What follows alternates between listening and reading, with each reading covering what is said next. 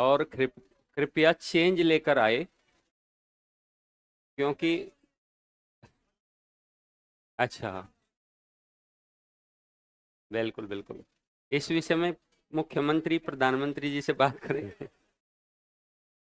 तो ये देख लेना आप, दिसंबर की मैगजीन आ गई है, उसे ले लेंगे, है ना। तो ये बताओ कि हम लोगों ने जो कल समझा था, कल हम लोगों के कॉजेज पूरे हो गए थे, है ना। और आज हम लोगों को स्वरूप पर चर्चा करनी है, यानी नेचर ऑफ द रिवोल्ट। यहाँ नेचर ऑफ द रिवोल्ट का मतलब ये है कि स्वरूप वास्तव में कैसा है ना, कि स्वरूप वास्तव में कैसा है। स्वरूप के बारे में हमें दो तीन बातें करनी पड़ेगी, जैसे जैसे पहला हमें ये देखना पड़ेगा कि जो कॉलोनियल हिस्टोरियंस है, उन्होंने नेचर को कैसे बताया। और फिर ये देखना पड़ेगा कि इंडियन स्कॉलर्स ने नेचर को कैसा माना, यानी कैसा है रिवोल्ट वास्तव में।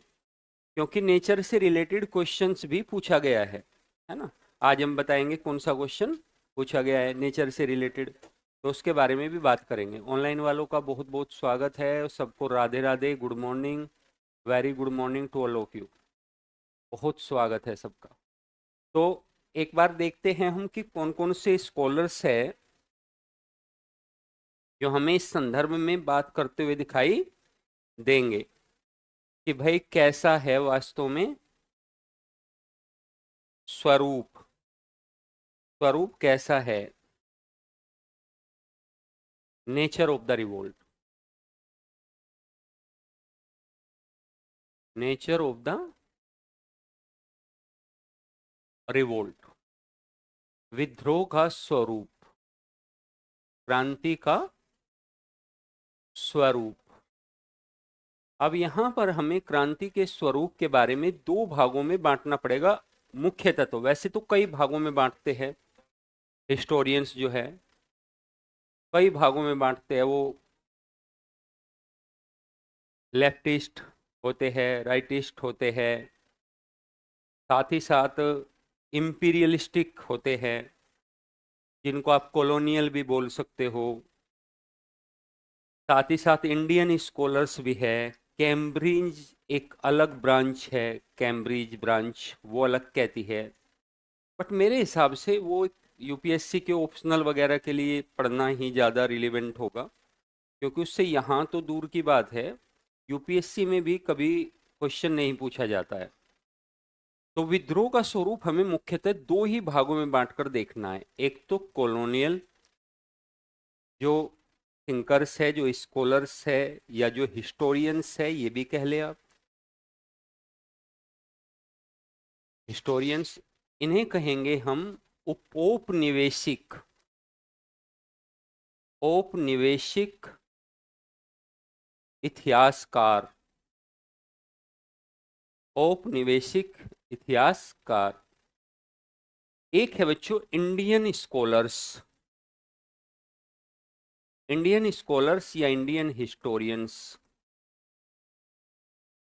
दो भागों में मुख्यतः हमें तो देखना तो चाहिए ही, भारतीय इतिहासकार क्या मानते हैं स्वरूप के बारे में, प्रकृति के बारे में, नेचर के बारे में, क्या कहते हैं वो। अब जैसे कॉलोनियल हिस्टोरियंस की बात करें तो कुछ लोग बहुत मुख्य है, जैसे जॉन सीले बहुत मुख्य है, जॉन सीले बहुत मुख्य है,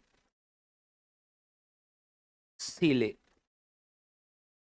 ठीक है, एक हिस्टोरियन है जॉन सीले, ये बहुत मुख्य अपने विचार रखते हैं। और भारतीय इतिहासकारों से इनके विचार कुछ मिलते जुलते भी है, ठीक है, कुछ इतिहासकारों से, बस केवल, ज्यादातर नहीं। सीले का मत है कि सिपोय म्यूटिनी है। क्या है मेरे बच्चों? सिपोय म्यूटिनी है, यानी सिपाही विद्रोह है ये, इसके अलावा कुछ भी नहीं था। इसके अलावा कुछ भी नहीं था, बस एक सिपाही विद्रोह था। एक बात करेंगे टी आर होम्स की। इसकी बात करेंगे टी आर होम्स की। टी आर होम्स कहता है, टी आर होम्स कहते हैं कि ये है conflict between civilization and barbarism. Conflict है एक, किसमें? सिविलाइजेशन में और बार्बरिज्म में, यानी सभ्यता और बर्बरता के बीच संघर्ष है। ठीक है, सभ्यता एवं बर्बरता के बीच, बर्बरता के बीच संघर्ष है। एक ये बात हो गई बच्चों। ठीक है, एक है आउट्रम बच्चों, आउट्रम, सॉरी, एक है आउट्रम। आउट्रम तो और भी बात कहता है कि बस ये एक रिएक्शन है हिंदू और मुस्लिम्स का, बस और कुछ नहीं है, हिंदू मुस्लिम्स का एक रिएक्शन है, कंबाइंडली एक रिएक्शन है बस हिंदू मुस्लिम्स का। ठीक है, धार्मिक या रिलीजियस कंस्पायरेसी, धार्मिक षड्यंत्र है ये। ठीक है, तो क्या कहते हैं आउट्रम? धार्मिक षड्यंत्र है, धार्मिक षड्यंत्र है, षड्यंत्र है, रिलीजियस कंस्पायरेसी। ठीक है, एक और हिस्टोरियंस का नाम लेंगे बच्चों, वो बहुत, ये है ब्रिटिश सांसद और स्कॉलर भी है, बेंजामिन डिजरायली। जो बेंजामिन हैं वो कहते हैं, जो बेंजामिन हैं बच्चों वो कहते हैं कि ये नेशनल रिवोल्ट है, नेशनल रिवॉल्यूशन है या नेशनल मूवमेंट है। क्योंकि उनका कथन बच्चों बहुत साफ और सीधा है। वो कहते हैं, वो जॉन सीलेक और टी आर होम्स को कहते हैं कि जो आप सोच रहे हो वो नैरो सोच है, नैरो एस्पेक्ट है, वो उसे हम मान नहीं सकते। क्योंकि चर्बी लगे कारतूसों से क्या कभी साम्राज्य बदले जाते हैं? चर्बी लगे कारतूस कम से कम साम्राज्य समाप्त करने में, साम्राज्य को बदलने में, क्रांति होने में, इतनी बड़ी क्रांति होने में, जहां आपको सोशल पार्टिसिपेशन दिखे इतने बड़े स्तर पर, और इतना जो बड़ा व्यापक क्षेत्र है भारत का उसमें फैला हुआ दिखे, तो ये फिर कहना संकीर्णता ही हो जाएगी। अब बच्चों यदि हम इंडियन स्कॉलर्स की बात करें तो हमें 3-4 स्कॉलर्स की बात मुख्यतः करनी पड़ेगी। पहले है यहां पर आरसी मजूमदार। आरसी मजूमदार बच्चों एक हिस्टोरियन हैं और इनसे बीपीएससी ने भी क्वेश्चन पूछा हुआ है। आरसी मजूमदार कहता है ना तो प्रथम, ना राष्ट्रीय और ना ही प्रथम स्वतंत्रता संग्राम, ना राष्ट्रीय, ना प्रथम और ना स्वतंत्रता संग्राम। ठीक है, तो फिर क्या है? आरसी मजूमदार से पूछे तो फिर मजूमदार जी है क्या फिर आपके शब्दों में? तो मजूमदार जी कहते हैं कि सिपोय म्यूटनी है। क्या है? सिपोय म्यूटनी है। अब आरसी मजूमदार की संदर्भ में 2 बुकी भी है बच्चों, 2 पुस्तकें भी है। एक पुस्तक आरसी मजूमदार की बहुत रिलेवेंट है जिसका नाम सिपोय म्यूटनी है, बुक का नाम भी सिपोय म्यूटनी है, यानी सिपाही विद्रोह लिखते हैं वो। एक और उनकी बुक है द रिवोल्ट ऑफ 1857, जिसमें वह एनालिसिस कर रहे हैं कि रिवोल्ट ऑफ 1857 क्या है। बट ये उनका बच्चों एक इंपीरियलिस्टिक अप्रोच कह सकते हो आप, साथ ही एक ट्रेडिशनल अप्रोच भी कह सकते हो। ट्रेडिशनल अप्रोच का मतलब यह है कि परंपरागत दृष्टिकोण से बात कर रहे हो आप आधुनिक दृष्टिकोण से तो बात ही नहीं कर रहे। परंपरागत दृष्टिकोण ये कहता है कि चर्बी लगे कारतूस आए, चर्बी लगे कारतूस यानी इनफील्ड राइफल को लागू किया गया कैनिंग के द्वारा, और उसे लागू करने के बाद उससे जो है सैनिक बड़ी मात्रा में, बड़ी संख्या में असंतुष्ट हो गए और विद्रोह हो गया, सीधी सी बात।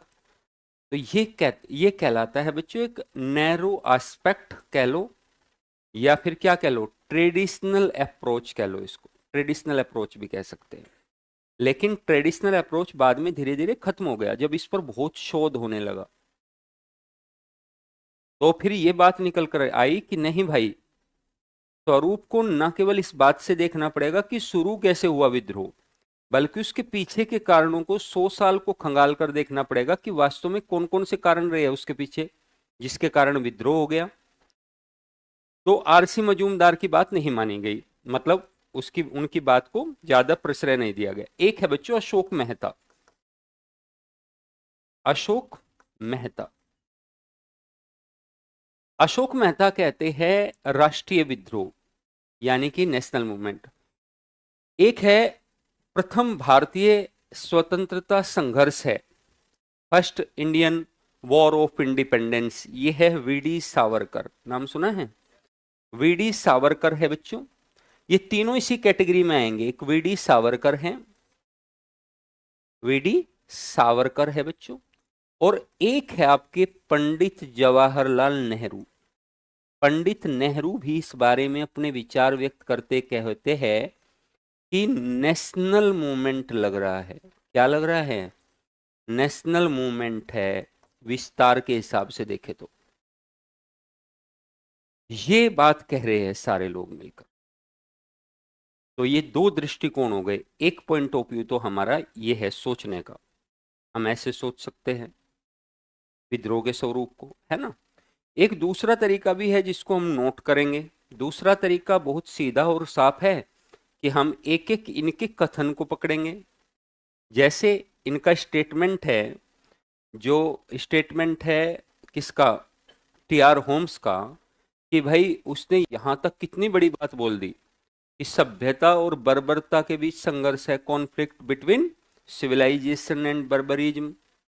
तो हम इसे अपनी कसौटी पर कसकर देखेंगे कि क्या भाई तुम ऐसे ही वास्तव में तुम्हारे पास कुछ ठोस ग्राउंड्स भी है, या बस हवा हवा में बात कर रहे हो और महिमा मंडन कर रहे हो ब्रिटिशों को सभ्य लोगों के रूप में। महिमा मंडित भी तो कर सकते हो ना। तो ये हमें आकलन करना पड़ेगा। और कुछ हद तक हमें आरसी मजूमदार, क्योंकि इंडियन स्कॉलर है, उनकी बात को समझना पड़ेगा जिससे बीपीएससी ने भी एक क्वेश्चन उठाया है। तो हमें देखना पड़ेगा कि क्या ये सही कह रहे हैं, सिपोई म्यूटिनी जैसा ही लग रहा है या फिर इससे कुछ ज्यादा है। और दो तीन एस्पेक्ट समझने के बाद आपको सारे एस्पेक्ट खुद ही क्लियर हो जाएंगे। लेकिन मुद्दा ये है कि आपके सामने ये दो एस्पेक्ट उभर कर क्यों आए, और ऐसा जो ये हमारे पास स्वरूप को लेकर जो इतनी कंट्रोवर्सी है, ये क्यों हुई भाई? इस इसका क्या रीजन है? इसका रीजन है बच्चों, इसके दो कारण मुख्य रूप से मान सकते हैं। नंबर एक तो बच्चों निष्पक्ष साक्ष्यों का अभाव है, निष्पक्ष लेखन का अभाव है। लेखन का अभाव है, lack of neutral writing on the revolt of 1857।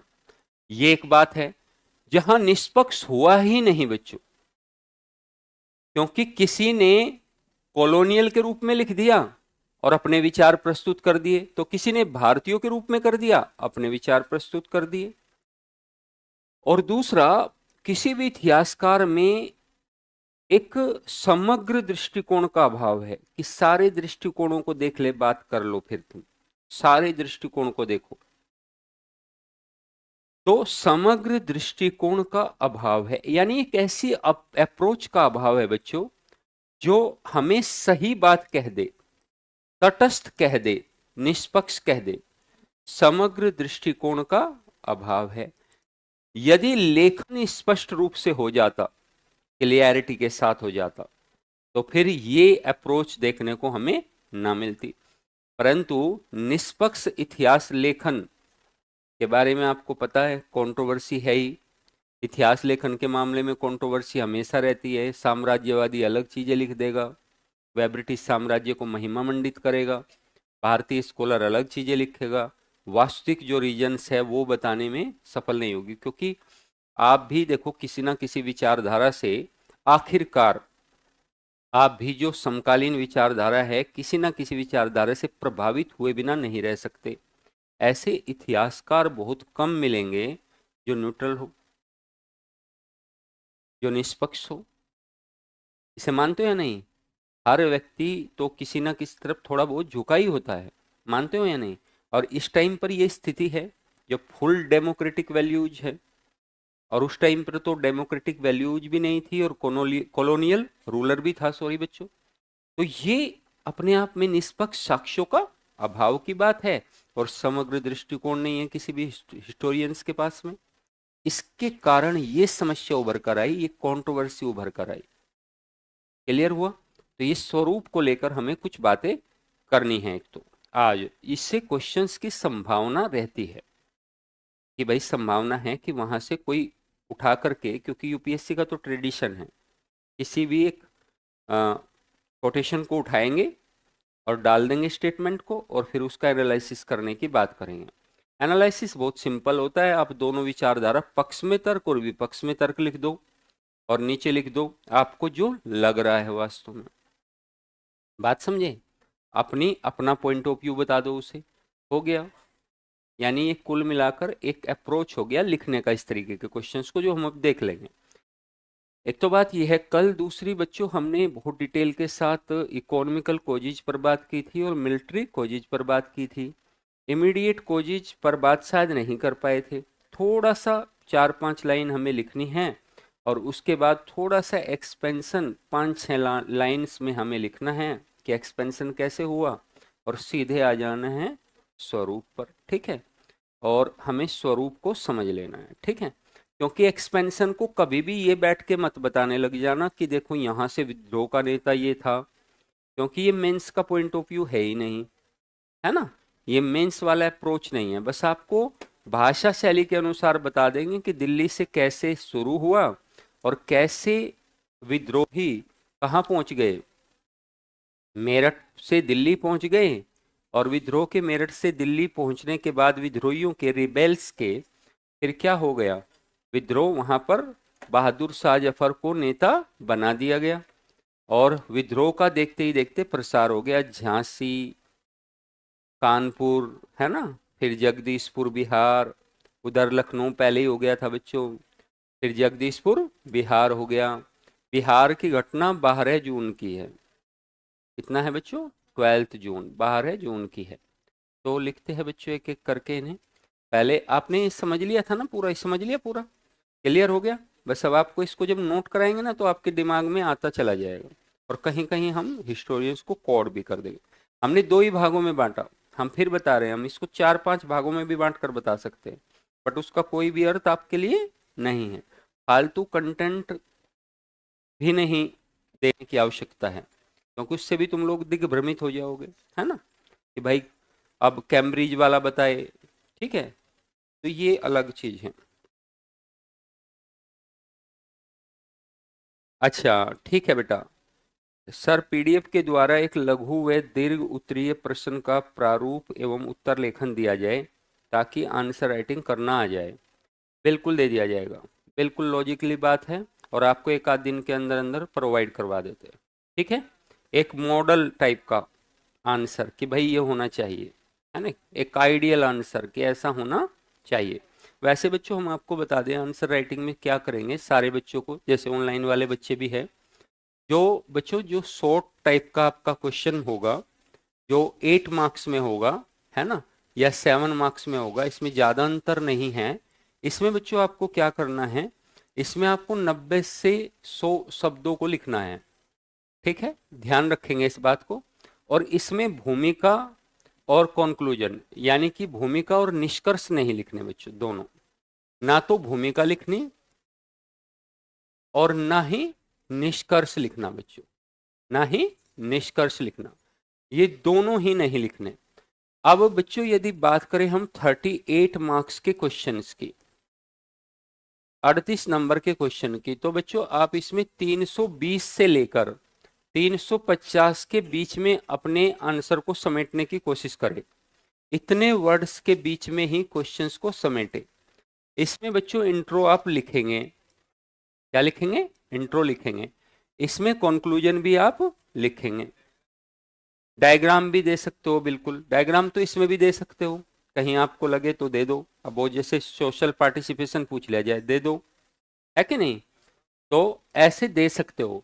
तो ये दो तरह के क्वेश्चंस है। अच्छा, इसमें आपको बिल्कुल भी सीमाओं को नहीं लांघना, क्योंकि वहां बच्चों वर्ड्स जो है वो बहुत ज्यादा पूछे जाएंगे। हमने शायद एक दिन कैलकुलेट भी करके बताया था कि देखो पहले वाले पेपर में ही है कि 350, 350, और बच्चों लगभग 8-8 नंबर के कितने हैं, 5 है, लगभग 500, 450 मान लो चलो, यानी कि 700 और 400, 1100, 1150 तो वर्ड्स यहीं लिखने पड़ गए आपको। ठीक है, फिर स्टैटिक्स हो गया, फिर उसके बाद क्या हो गया, करंट अफेयर्स हो गया, उसमें लगभग इतने वर्ड्स लिखने पड़ेंगे, तो आपको 3000 के लगभग वर्ड्स लिखने पड़ेंगे। तो ये देखना पड़ेगा कि कैसे लिख पाओगे उतने समय में। तो अभी से अपने आप को क्या करेंगे, उसी तरीके से प्रिपेयर करते चलेंगे। साथ में आंसर राइटिंग प्रैक्टिस में 2 से 3 चीजों का बहुत विशेष ध्यान रखेंगे बच्चों। एक तो सीधा आपको मुद्दे पर आना है, जो शॉर्ट क्वेश्चंस है आपके वहां तो सीधा मुद्दे पर आएंगे बिल्कुल एकदम। ठीक है, वहां बिल्कुल भी ये नहीं सोचेंगे कि हम पहले भूमिका बनाएं, क्योंकि उसकी आवश्यकता है ही नहीं, कंटेंट ज्यादा है, शब्दों में कम लिखना है। दूसरा, लेखन शैली ऐसी रखोगे बच्चों जो एग्जामिनर को समझ में आ जाए, डॉक्टर वाली मत लिख देना, जो कि अब डॉक्टर क्या है बच्चों, या तो मेडिकल स्टोर वाला पढ़ेगा उसे, या तो डॉक्टर खुद पढ़ेंगे, कई बार तो है ना, तो नर्स भी पढ़ रही है, तो, तो वैसा नहीं लिखना है। तो एक आंसर राइटिंग में ध्यान रखना है कि बस जो आप लिख रहे हो वो किसकी समझ में आ जाना चाहिए। हाँ, क्योंकि क्योंकि एग्जामिनर के पास में जो आप हो वो आपकी कॉपी के रूप में हो आप, है ना, वो तो आपको व्यक्तिगत रूप से जानते ही नहीं है। और हाँ, पहली 5 लाइनें उसे मजबूर करेगी कि वो आपका आंसर पूरा पढ़े, नहीं तो पहली 5 लाइनों में गड़बड़ कर दी तो वो काटेगा, इसको काटेगा मतलब उसी हिसाब से मार्क्स देके निकल जाएगा। ठीक है, और पहली 5 लाइन बढ़िया लगेगी तो पूरा पढ़ने पर विवश हो जाएंगे। तो कोशिश ये करनी है कि पूरा पढ़ने पर विवश हो जाए, और आंसर पूरा पढ़ेगा तभी अच्छे मार्क्स मिलेंगे। अब इस बात को ऐसा ना समझे कि पूरा क्यों नहीं पढ़ेगा, ये तो गलत बात है। अरे भाई, उसने देख लिया 5-6 लाइनों में आपने क्या गुल खिलाए हैं तो इसलिए वो नहीं पढ़ेगा। तो इन चीजों का ध्यान रखेंगे। साथ में साथ में टू द पॉइंट रहने की कोशिश ज्यादा करेंगे, है ना, बहुत इधर उधर का कंटेंट डालने की कोशिश नहीं करेंगे। और यूनिवर्सिटी वाला जो लेखन है उसे छोड़ना पड़ेगा यहाँ, है ना। हाँ, तो लिखे बच्चों पहले थोड़ा सा इमीडिएट कोजेज में, यहाँ पे हम थोड़ा सा स्ट्रक्चर के माध्यम से देख भी रहे थे इमीडिएट कोजेज में, ये सारा तो हो गया था ना शायद। हाँ, ये है बच्चों, अच्छा ये है तात्कालिक कारण। लिखिए, इन 1856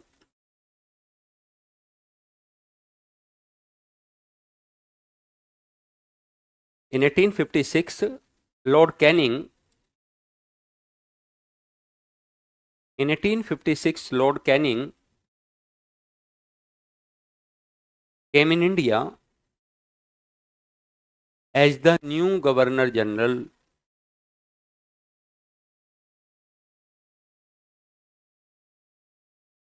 1856 में लॉर्ड कैनिंग भारत एक नए गवर्नर जनरल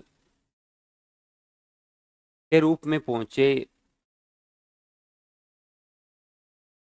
भारत के एक नए गवर्नर जनरल के रूप में पहुंचे।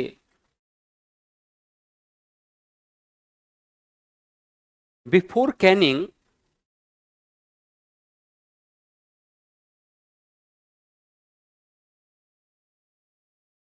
Lord Dalhousie Lord Dalhousie's policies Lord Dalhousie's policies created huge discontent among Indians, among Indians. Canning से पहले लॉर्ड डलहौजी की नीतियां,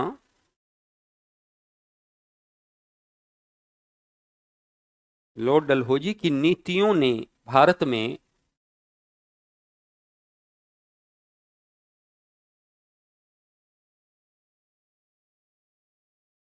डलहौजी की नीतियों ने भारत में गहरा असंतोष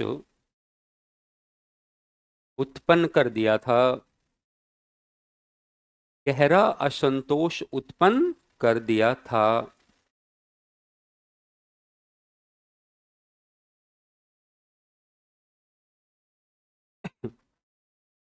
Canning introduced, Canning introduced a new gun in field rifle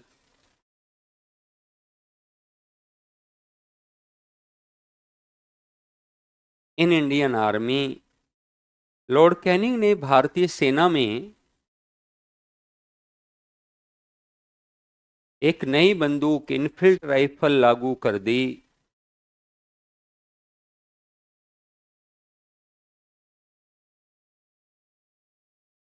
whose cartridge cover were made by whose cartridge cover were made by beef and pork, जिसके कारतूस गाय और सूअर की चर्बी के बने होते थे। whose cartridge cover were made by beef and pork, but here we see the controversy, but here we see the controversy between colonial historians, between colonial and Indian historians।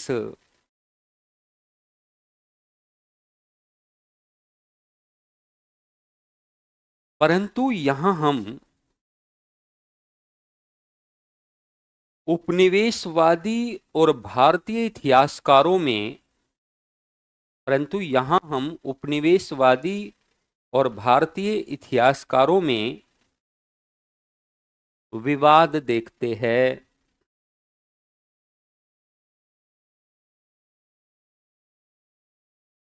Colonial scholars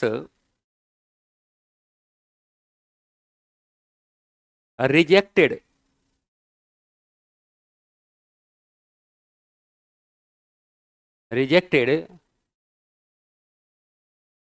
this ideology। औपनिवेशिक इतिहासकारों ने इस विचारधारा का, औपनिवेशिक इतिहासकारों ने इस विचारधारा का खंडन किया है। But Indian historians considered it, but Indian historians considered it as the immediate cause of 1857, as the immediate cause of revolt of 1857। परंतु भारतीय विचारकों या इतिहासकारों ने इसे 1857 की क्रांति का तात्कालिक कारण माना है। परंतु भारतीय इतिहासकारों ने इसे 1857 की क्रांति का तात्कालिक कारण माना है। तो मेरे बच्चों, ये यहां पर लिखना जरूरी था। किस बात को लेकर भी कंट्रोवर्सी है। अब कंट्रोवर्सी क्यों है? क्योंकि इंपीरियलिस्टिक जो हिस्टोरियंस है, स्कॉलर्स है, वो ये मानेंगे बार बार कि भाई चर्बी लगे कारतूस तो कारण था ही नहीं, ये तो हमारे ऊपर एक आरोप लगा दिया गया। ऐसा बहुत सारे इतिहासकार लिखते हैं, कुछ भारतीय इतिहासकार भी उसमें शामिल हो जाते हैं, लेकिन इंडियन स्कॉलर्स कहते हैं कि ऐसा था, और ऐसा कुछ हद तक था भी। क्योंकि देखो आप, कल हम तुर्रा की बात कर रहे थे, तिलक ट्रेडिशन की बात कर रहे थे, और आज हम कार्टिज की बात कर रहे हैं।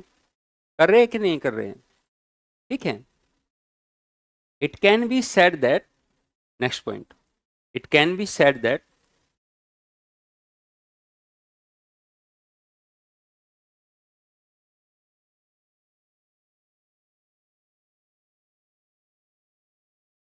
these cartridges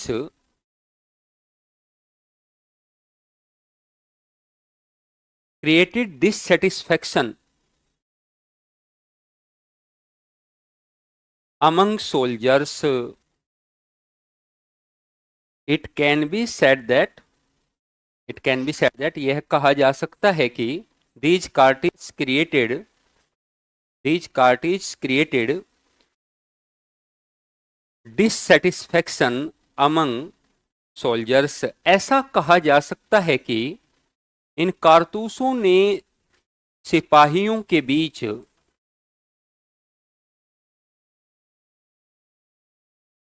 गहरा असंतोष या असंतोष उत्पन्न कर दिया, और ये इमीडिएट कोज बन गया। ठीक है, ये रीजन है। अब पैराग्राफ चेंज करके लिखो, beginning and expansion of the revolt, छोटा सा एक हेडिंग लगाओ, beginning and expansion of the revolt. Expansion बच्चों,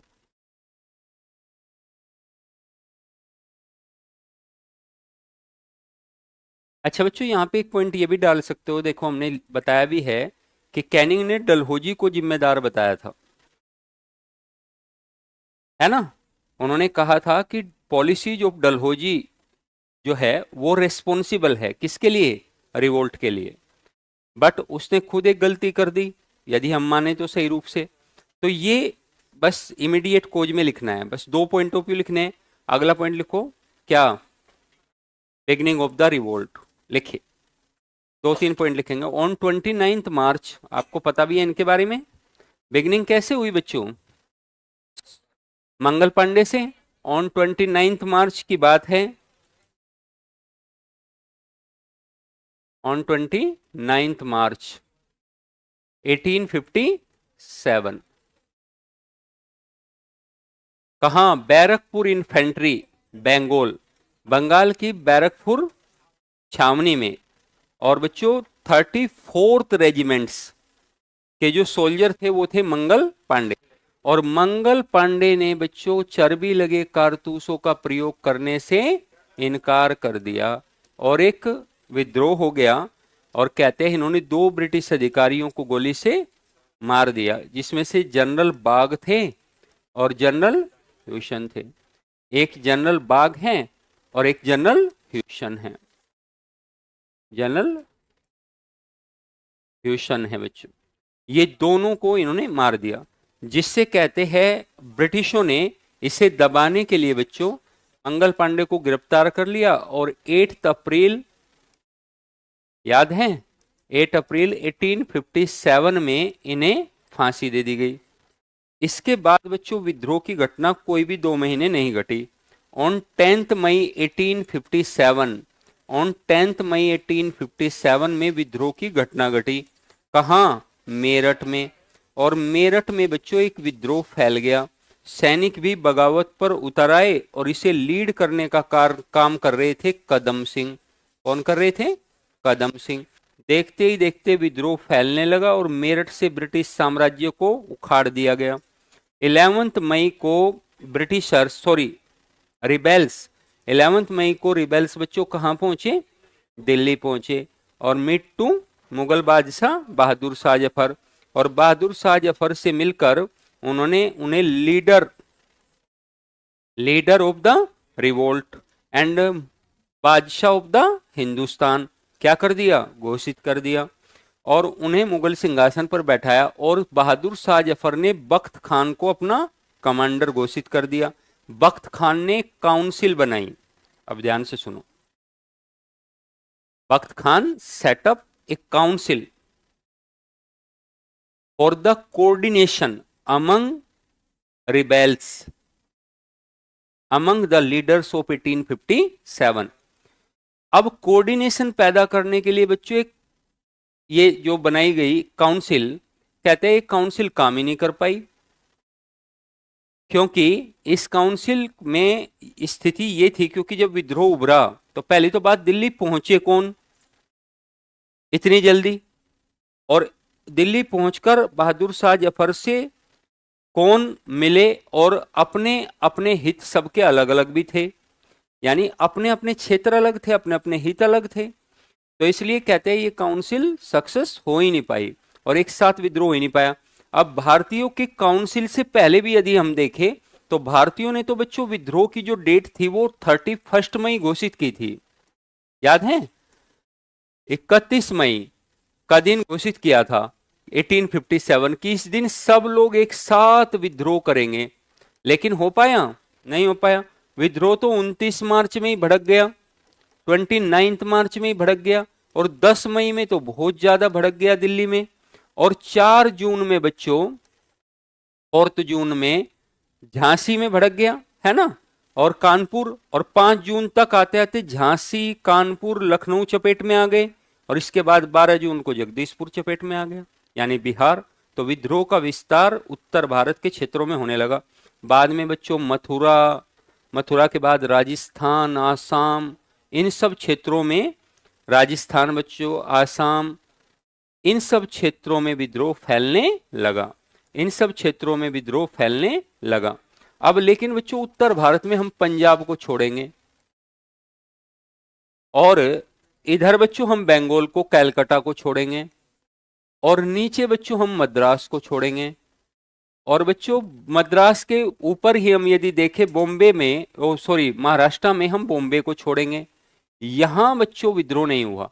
इसमें से 3 प्रेसिडेंसी है, ध्यान दो, यहां पे कारणों की तह में जाते हैं ना, conceptual.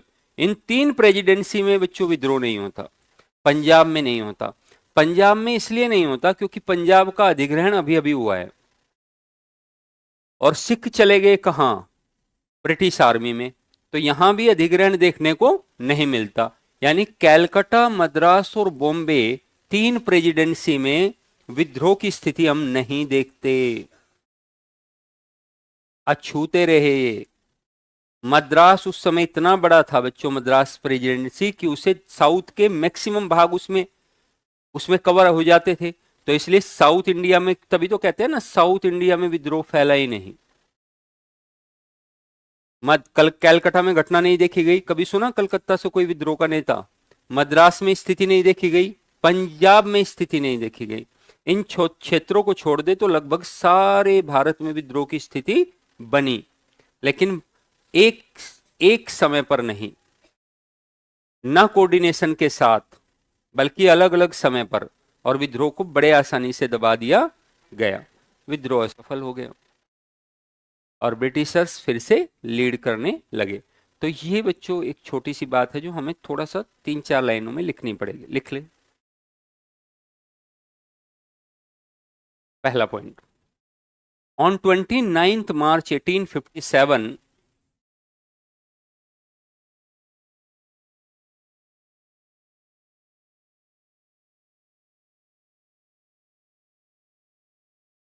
on 29th March 1857 in the Barakpur Infantry, Bengal,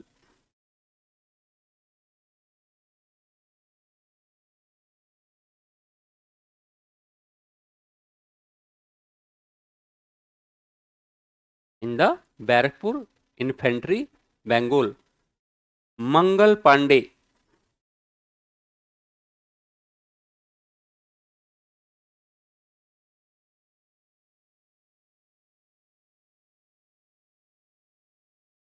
Mangal Pandey, bracket में लिखो 34th रेजिमेंट्स,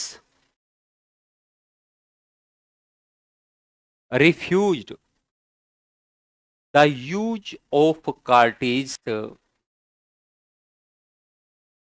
29 मार्च 1857 में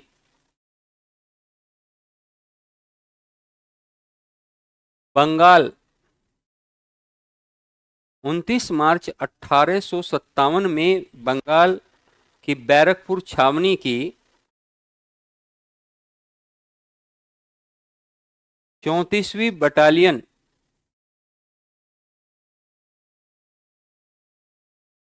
कि सैनिक मंगल पांडे ने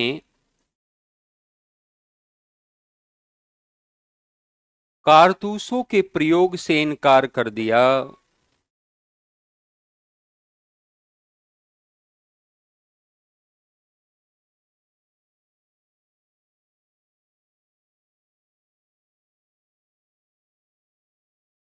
कारतूसों के प्रयोग से इनकार कर दिया। And Mangal Pandey killed two British officers. And Mangal Pandey killed two British officers, general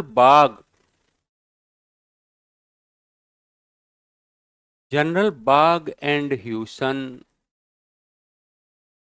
general Baugh and Hewson. General Baugh and Hewson. General Baugh and Hewson.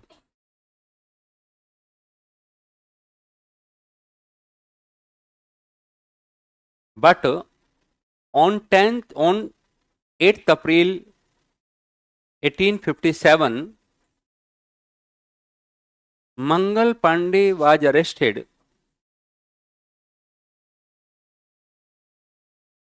and hanged by British। परंतु 8 अप्रैल 1857 में मंगल पांडे को हम्म, अच्छा, उससे पहले नहीं बोला। अच्छा, देखिए, मंगल पांडे ने दो ब्रिटिश अधिकारियों को मंगल पांडे ने दो ब्रिटिश अधिकारियों, जनरल बाग और ह्यूसन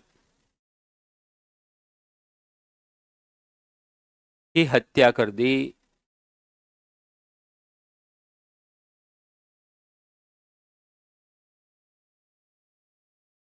इसके पश्चात 8 अप्रैल 1857 में इसके पश्चात 8 अप्रैल 1857 में ब्रिटिशों के द्वारा मंगल पांडे को गिरफ्तार करके फांसी दे दी गई।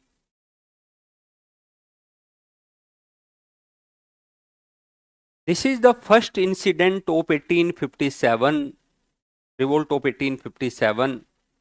This is the first incident of the revolt of 1857। यह 1857 की क्रांति की पहली घटना थी। यह 1857 की क्रांति की पहली घटना थी।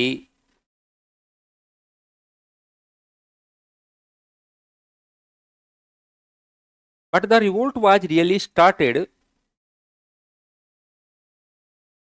But the revolt was really started on 10th May 1857 from Meerut. But the revolt was really started on 10th May 1857 from Meerut। परंतु वास्तव में विद्रोह की शुरुआत 10 मई 1857 में मेरठ से हुई। 10 मई 1857 में मेरठ से हुई।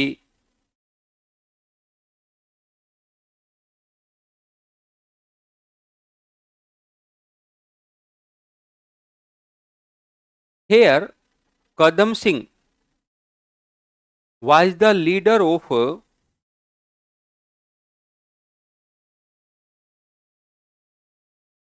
Here, Kadam Singh was the leader of the revolt। यहाँ कदम सिंह विद्रोह के नेता थे।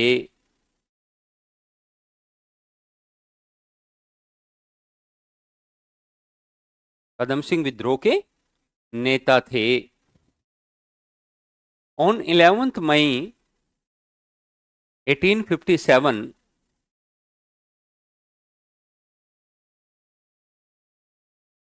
कदम Singh with some rebels reached on Delhi। Kadam Singh with some rebels reached on Delhi. परंतु 11 मई 1857 में कदम सिंह कुछ विद्रोहियों के साथ दिल्ली पहुंचे।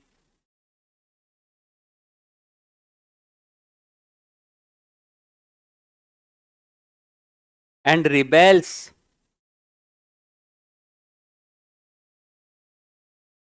Declared and rebels declared Bahadur Shah Zafar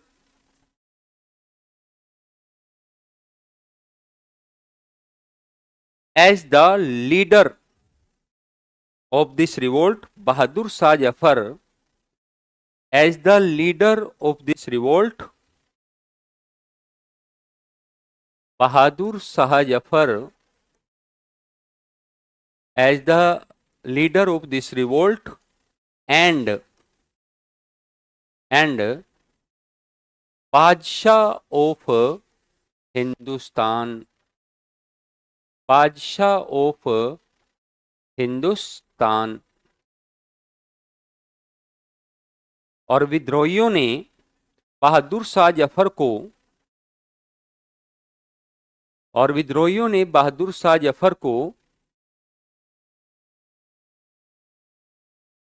इस विद्रोह का नेता और हिंदुस्तान का बादशाह नियुक्त कर दिया।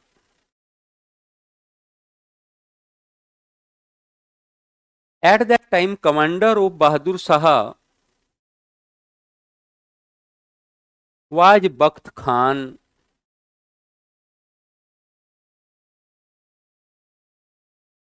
इस समय विद्रोह के नेता इस समय बहादुर शाह जफर के कमांडर बख्त खान थे। बख्त खान थे।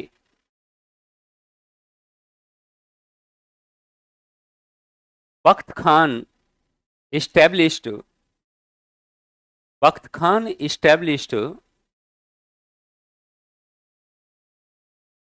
a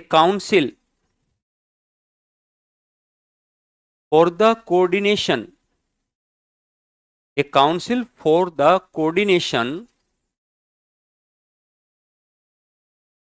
among rebels। बख्त खान ने विद्रोहियों के बीच समन्वय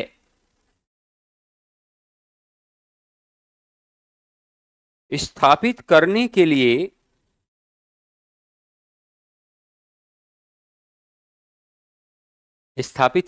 लिए एक परिषद का गठन किया। But this council remain failed. परंतु यह परिषद असफल रही।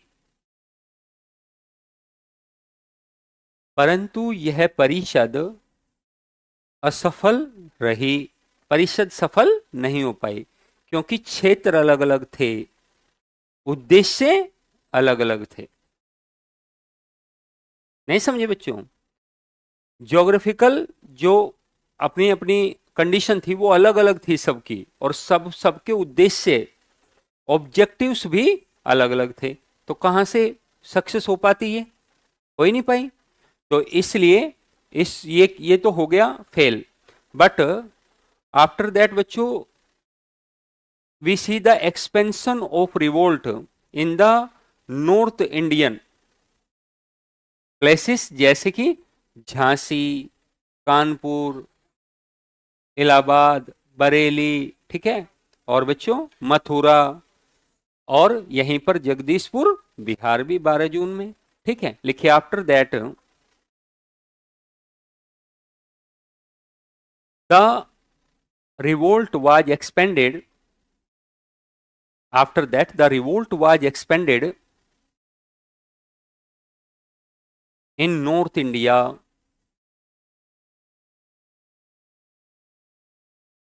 like Jhansi, Kanpur, Lucknow, Mathura. Jhansi, Kanpur, Lucknow, Mathura, Bareilly, Allahabad, Jagdishpur Bihar and Assam and the regions of Assam and the regions of Assam. और इसके पश्चात विद्रोह का विस्तार, और इसके पश्चात विद्रोह का विस्तार उत्तर भारत के, उत्तर भारत के क्षेत्रों में, उत्तर भारत के क्षेत्रों में होने लगा। जैसे, जैसे नाम लिख दो बच्चों, जैसे झांसी, कानपुर, लखनऊ, मथुरा, इलाहाबाद, बरेली और जगदीशपुर बिहार। आसाम भी बच्चों कह सकते हो, और आसाम, इन सब क्षेत्रों में फैलने लगा। आसाम लेकिन क्या हो गया, नॉर्थ ईस्ट वाला क्षेत्र हो गया, तो ये फैल गया विद्रोह, विद्रोह का क्या हो गया, विस्तार हो गया। और बच्चों अलग अलग जगह से अलग अलग लीडर्स ने लीड करना शुरू कर दिया। अब आपको पता है कि लीड कैसे कैसे हुआ, है ना, सब पता है आपको कि झांसी से रानी लक्ष्मीबाई थी, और कानपुर से नाना साहब तात्या टोपे थे, और लखनऊ से बेगम हजरत महल थी, मथुरा से देवी सिंह थे, याद है, आसाम से मनीराम दत्त थे, जगदीशपुर से कुंवर सिंह थे। लेकिन बच्चों ब्रिटिश कहते हैं, ब्रिटिश कहते हैं कि बस दो बहुत बड़े विद्रोहियों से पाला पड़ गया और बाल बाल बचे हम। कैनिंग कहता है, कैनिंग कहता है कि बाल बाल बचे बस हम। एक तो महारानी लक्ष्मीबाई, और एक तो भयंकर टकरा गए थे वीर कुंवर सिंह। क्योंकि वीर कुंवर सिंह ने तो बच्चों वास्तविक नकेल जो भारत में उनको डाली, वो तो वीर कुंवर सिंह ने डाली। और सबसे बड़ी बात यह है कुंवर सिंह के यहां लीडरशिप की बच्चों दो विशेषताएं हैं मुख्य रूप से। पहली बात, पहली बात कि विद्रोह को इतना व्यापक विस्तार दे दिया और ब्रिटिशों को एक से ज्यादा बार पराजित कर दिया। और दूसरी बात, लगभग 80 वर्ष की उम्र में। यह सोचकर देखो आप, इतनी उम्र में बच्चों किसके पास उत्साह बचता है। नहीं तो बच्चों जब टेलर ने उन्हें बुलाया मिलने के लिए, आराम से आते और जो थोड़ी बहुत रियायतें वो देते, उन्हें लेकर चुपचाप बैठ जाते कोने में जाकर। लेकिन लेकिन जगदीशपुर के वीर कुंवर सिंह इससे संतुष्ट नहीं हुए, और वास्तव में बिहार में तो उन्होंने ब्रिटिश जो साम्राज्य था बच्चों उसकी ईंट से ईंट बजा कर रख दी। बहुत खतरनाक, कई चरणों में युद्ध लड़ा उन्होंने, कई चरण थे उस युद्ध के जिसे हम समझेंगे भी। और अंतिम बात देखो कितनी खास थी कि जब बच्चों उनकी मृत्यु हुई तो उस समय पर, मरने के बाद क्या हो जाए उसकी बात छोड़ दो, उस समय पर बच्चों जगदीशपुर का जो महल था उनका, उस पे स्वतंत्रता का झंडा जो है वो लहरा रहा था। ये खास बात थी कुंवर सिंह की। तो कुंवर सिंह और महारानी लक्ष्मीबाई के बारे में तो हीरोज की बात सुन लो। यहां तो टेलर कहते हैं और कैनिंग कहते हैं। कैनिंग तो बहुत ज्यादा परेशान हो गए थे और अंत में उन्होंने कहा कि भाई किसी भी कीमत पर वीर कुंवर सिंह से निपटो, चाहे पूरी ब्रिटिश सेना उधर ही पहुंचा दो। अब सोचकर देखो बच्चों, यदि भारतीयों में यानी रिबेल्स में यदि यूनिटी और कोऑर्डिनेशन रहा होता तो क्या होता, बिल्कुल भगा देते बच्चों, बिल्कुल भगा देते। उधर उधर रानी लक्ष्मीबाई और सिंधिया भी साथ आ जाते।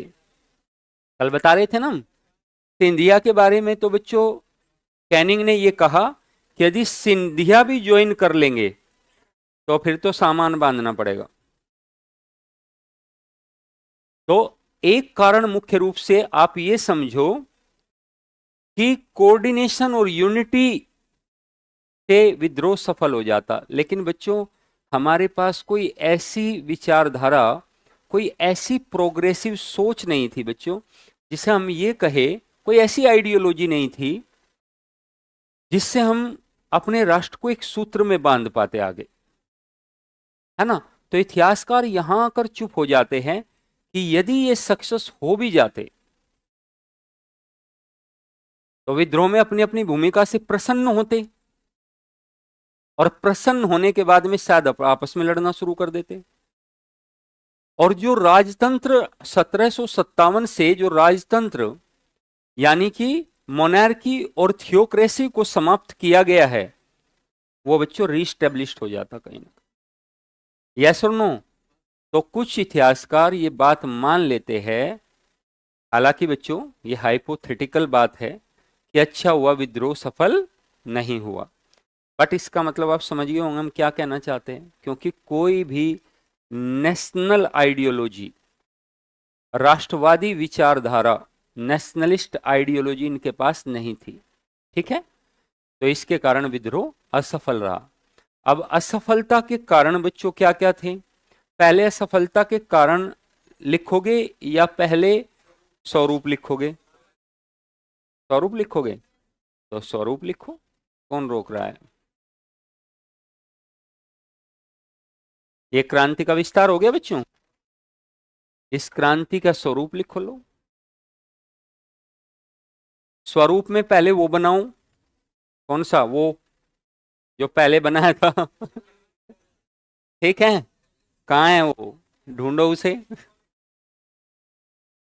ये देखो, ये रहा। और पहले बताना कि तुम्हें समझ में आ रहा है क्या, कहीं नहीं आएगा तो हम हमसे पूछना, हम बताएंगे, हिंदी और इंग्लिश मीडियम दोनों। नेचर ऑफ द रिवोल्ट, दो एस्पेक्ट है मेरे प्यारे बच्चों। कितने एस्पेक्ट हैं? एस्पेक्ट तो बहुत सारे हैं, लेकिन हम कितने पर विचार कर रहे हैं? दो पर। हमारे लिए दो ही जरूरी है बस।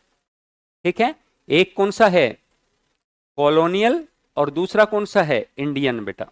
ठीक है, नेशनलिस्ट भी बोल सकते हैं इंडियन वालों को, नेशनलिस्ट भी बोल सकते हैं इंडियन वालों को, राष्ट्रवादी। बना लिया ये, बहुत सारे लोगों ने बना लिया, कुछ लोगों ने नहीं बनाया। जिन्होंने नहीं बनाया वो बनाएंगे। औपनिवेशिक इतिहासकार, इधर बेटा नेशनलिस्ट हिस्टोरियंस, यानी कि ये हो गए मेरे बच्चों राष्ट्रवादी इतिहासकार।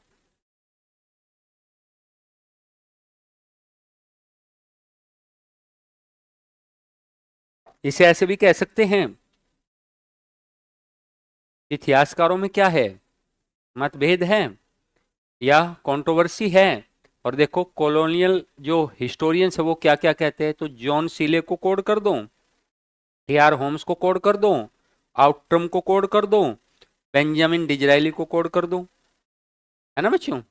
और इधर इंडियन में आर.सी. मजूमदार को कोड कर दो, अशोक मेहता को कोड कर दो, वी.डी. सावरकर को कोड कर दो, पंडित नेहरू को कोड कर दो।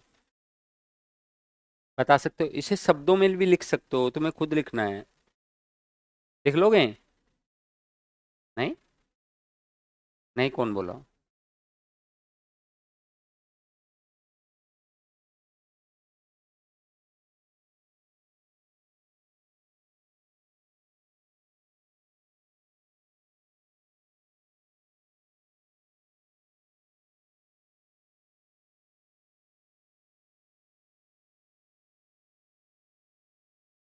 कितने लोगों का ईमानदारी के साथ प्री हो रहा है? हाथ खड़े करो, शर्माओ मत, खड़े करो। अच्छा, बस यार ये तो संख्या बहुत कम है। आप, अरे कैसे नहीं बता सकते? अब जो मतलब 90 के आसपास है वो सेफ जोन में है। हाँ, वो सेफ जोन में नहीं है। क्यों? उससे ज्यादा जाएगी? अच्छा, आप लोगों का नहीं है, हाँ। तो जो 80 है, जो 80 है, हाँ 80 प्लस में बहुत लोग हैं ना। तो देखो उनका भी नंबर पड़ सकता है, क्योंकि यदि मान लो 15 गुना दिया रिजल्ट, तो बच्चों फिर तो उनका भी है। 10 गुना देगा। अच्छा, तो फिर भी तो 10 गुना देगा तो 20,000, 20,000 हो गया ना, 20,000 रिजल्ट देगा। अच्छा, कुछ दरोगा वाले भी पहुंच जाएंगे मेंस में। अच्छा, कमाल की बात एक और बताते हैं, कल आया यूपीपीएससी का पेपर, है ना, और वो पूछा है वैसे स्टेटमेंट वाले जो हमने करवाए थे, है ना। अरे ज्यादा आक्रोशित हो गए हाँ ये तो बात है। तो वो देखना बच्चों, उस वहां पर आपके विजेता बैच से बहुत सारे क्वेश्चन टकराए हुए हैं, हूबहू टकरा गए बहुत सारे क्वेश्चन विजेता से। तो वहां पर बिल्कुल उन्होंने स्टेटमेंट दिए है, कथन दिए हैं, और उसके अकॉर्डिंग किया। हाँ,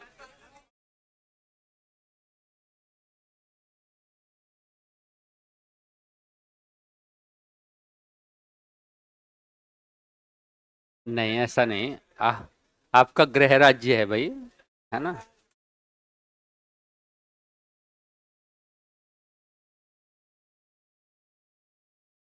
यूपीपीसीएस, नहीं यार ऐसा नहीं था हद है। हम हमें तो मतलब, तुम्हें पता है हमने तो जितने भी क्वेश्चंस करवाए हैं सब अपने हाथ से लिख कर करवाए हैं तुम्हें, है ना। तो हम मिल गए तो फिर हम क्या करें। हाँ, यूपीपीएससी और यूपीएससी दोनों के क्वेश्चंस ना समान ही होते हैं लगभग। यूपीपीएससी बच्चों अपना एक खास स्टैंडर्ड रखता है हमेशा, उस स्टैंडर्ड से नीचे वो नहीं जाता कभी भी। हाँ ये बात अलग है कि वो रिपीट करता है, बट वो उस स्टैंडर्ड से नीचे नहीं जाता। हम तो आप लोगों को कहे बताए भी थे प्री के टाइम पे, मैंने कहा कुछ लोगों को यूपीपीएससी में भी अच्छी जॉब है बच्चों। वहां का जो एसडीएम है, कहा जाता है राजस्थान का जो एसडीएम है और यूपी का जो एसडीएम है बच्चों, उसकी बड़ी पावर होती है। राजस्थान में तो एसडीएम डीएम की तरह का रोल प्ले करता है, क्योंकि वहां उसके पास एरिया ज्यादा होता है, और यहाँ पर बच्चों प्रोन्नति भी बहुत जल्दी मिल जाती है। तो यानी आप एसडीएम से भी डीएम की तरफ आपको प्रमोट कर दिया जाता है। तो आप मतलब ऐसा नहीं है, जब तैयारी करते हैं ना बच्चों हम लोग, और हमारी तैयारी एक मैच्योर फेज में चली जाती है, अरे सुनो तो सही, जब हमारी तैयारी एक मैच्योर फेज में चली जाती है, ध्यान से सुनो पहले, तो बच्चों फिर हमें एक आध स्टेट का और भी दे देना चाहिए, है कि नहीं। इसमें कोई दिक्कत है क्या, इसमें कोई दिक्कत नहीं होनी चाहिए। एक आध स्टेट के एग्जाम में, और आपकी तो तैयारी इतनी धांसू हो गई थी आप लोगों की, है ना। वहां तो बल्कि तुम ये सोच रहे थे कि ये कैसे क्वेश्चन, अच्छा कुछ ईमानदारी से बता रहे हैं, कुछ सीरियस एस्पायरेंट्स के का पेपर इसलिए गड़बड़ा गया क्योंकि बच्चों माइंड सेट लेकर पहुंचे थे पेपर में कि ऐसा ही पेपर आएगा, गड़बड़ा गया बेचारों का। वहां देख रहा है वो फैक्चुअल चीजें हैं, है ना, और बहुत आसान आसान चीजें हैं, तो उसके कारण भी बहुत लोगों का गड़बड़ाया है ना, लिखेंगे गड़बड़ाए हैं, हाँ उसके कारण भी बहुत लोग गड़बड़ाए हैं। अच्छी तैयारी कर ली, लिखो बच्चों। सर क्लास के बाद कृपया थोड़ी देर रुके और बीच में ब्रेक भी दिया जाए, ताकि हम,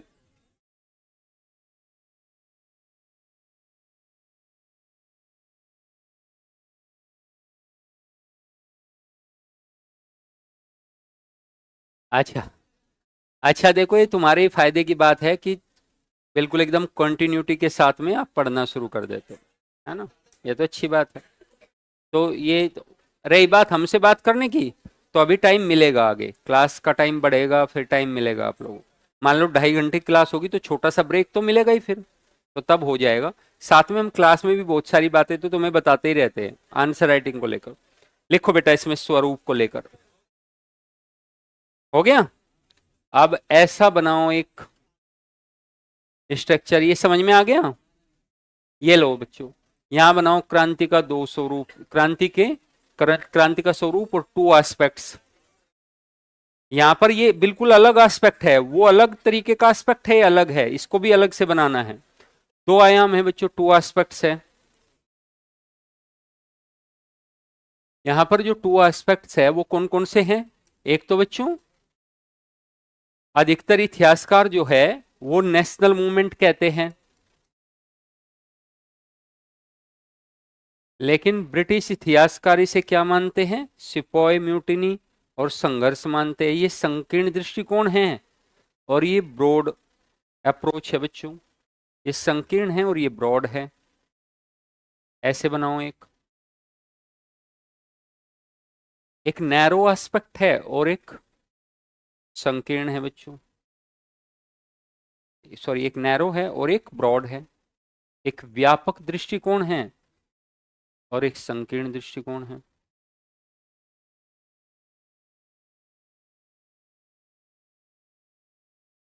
ये ब्रॉड है बच्चों, यहां पे लिखना व्यापक दृष्टिकोण, ब्रॉड अप्रोच है ये, व्यापक दृष्टिकोण। ठीक है, लिखो। और ये बच्चों नैरो है।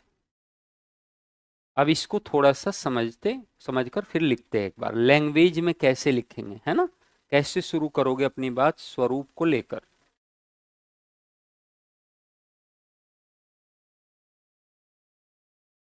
स्वरूप को लेकर हो गया।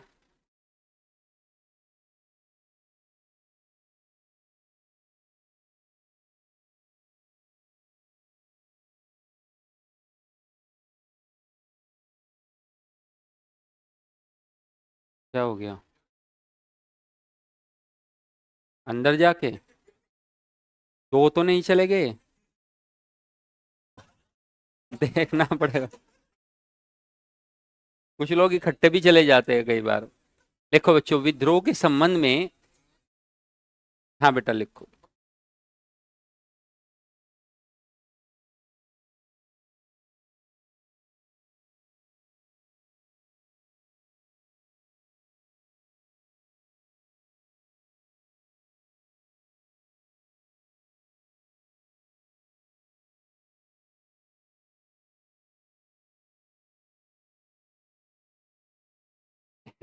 बहुत प्रसन्न दिखाई दे रहे हो भाई।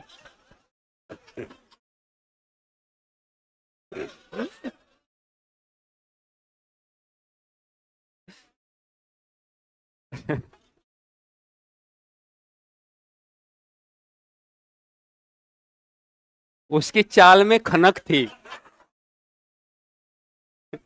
मतलब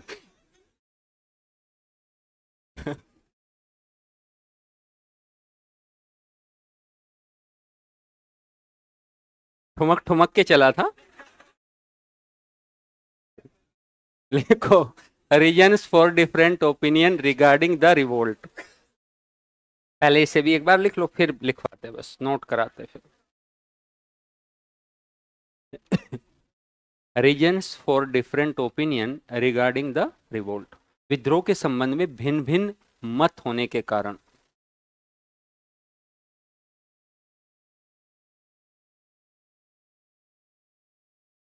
दो बच्चों बताया भी था, समझाया भी था कि दो चीजें ऐसी है बच्चों जो शुरुआत में ही स्ट्रक्चर बना के दिखाया था, जो कि वे भिन्न भिन्न मत होने का सही कारण है वास्तव में। निष्पक्ष लेखन का अभाव, लैक ऑफ होलिस्टिक अप्रोच,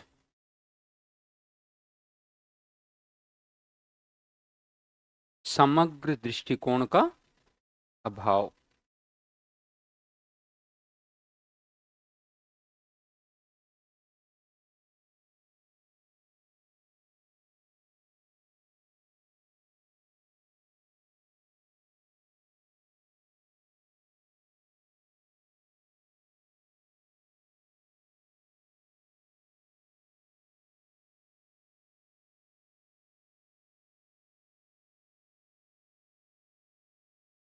इसमें लिखना शुरू करेंगे।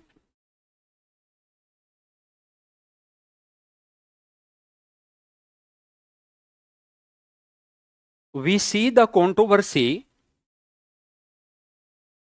we see the controversy among historians,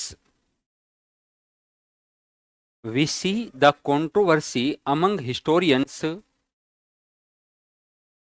regarding the nature of the revolt of 1857, regarding the nature of the revolt of 1857।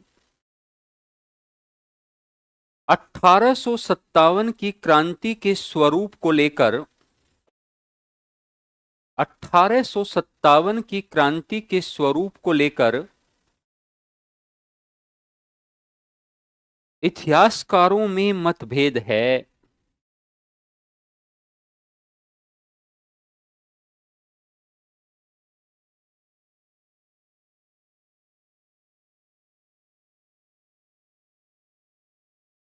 There are two prominent ideology, there are two prominent approach in the context of nature of the revolt, in the context of nature of the revolt। विद्रोह के स्वरूप के संबंध में दो प्रमुख विचारधाराएं हैं।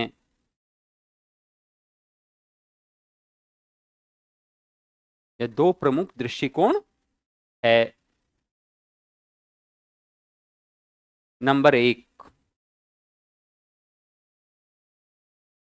Colonial approach, colonial approach उपनिवेशवादी दृष्टिकोण।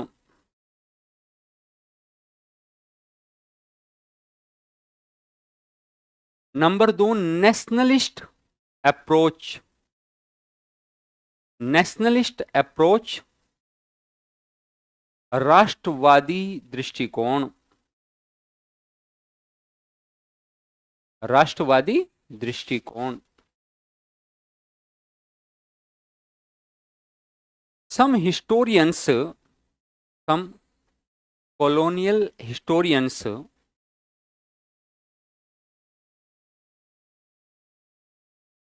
considered it only a sepoy mutiny। कुछ उपनिवेशवादी इतिहासकार केवल इस विद्रोह को सिपाही विद्रोह के रूप में देखते हैं।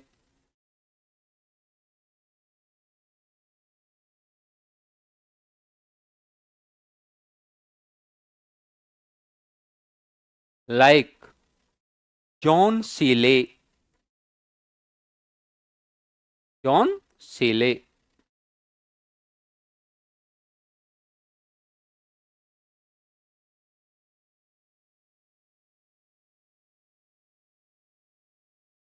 बट मैक्सिमम नेशनलिस्ट हिस्टोरियंस या scholars considered it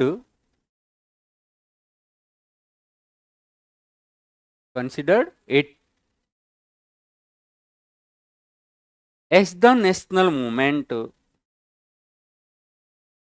as the national movement। परंतु कुछ राष्ट्रवादी विचारकों ने इसे राष्ट्रवादी विद्रोह माना है, राष्ट्रवादी विद्रोह माना है। फॉर एग्जाम्पल ये like Ashok Mehta, Ashok Mehta, VD Savarkar, Pandit Jawaharlal Nehru etc, Pandit Jawaharlal Nehru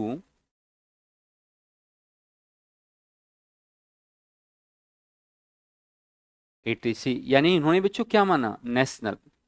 ठीक है। अब ये तो एक बात हो गई, दो एस्पेक्ट तो ये हो गए, ठीक है। एक पॉइंट और लिखो, reason for the different opinion, paragraph change करके, reason for the different opinion regarding the revolt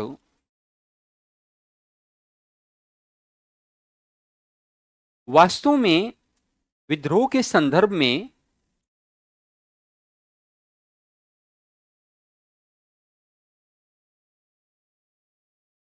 इतिहासकारों के भिन्न भिन्न मत क्यों हैं।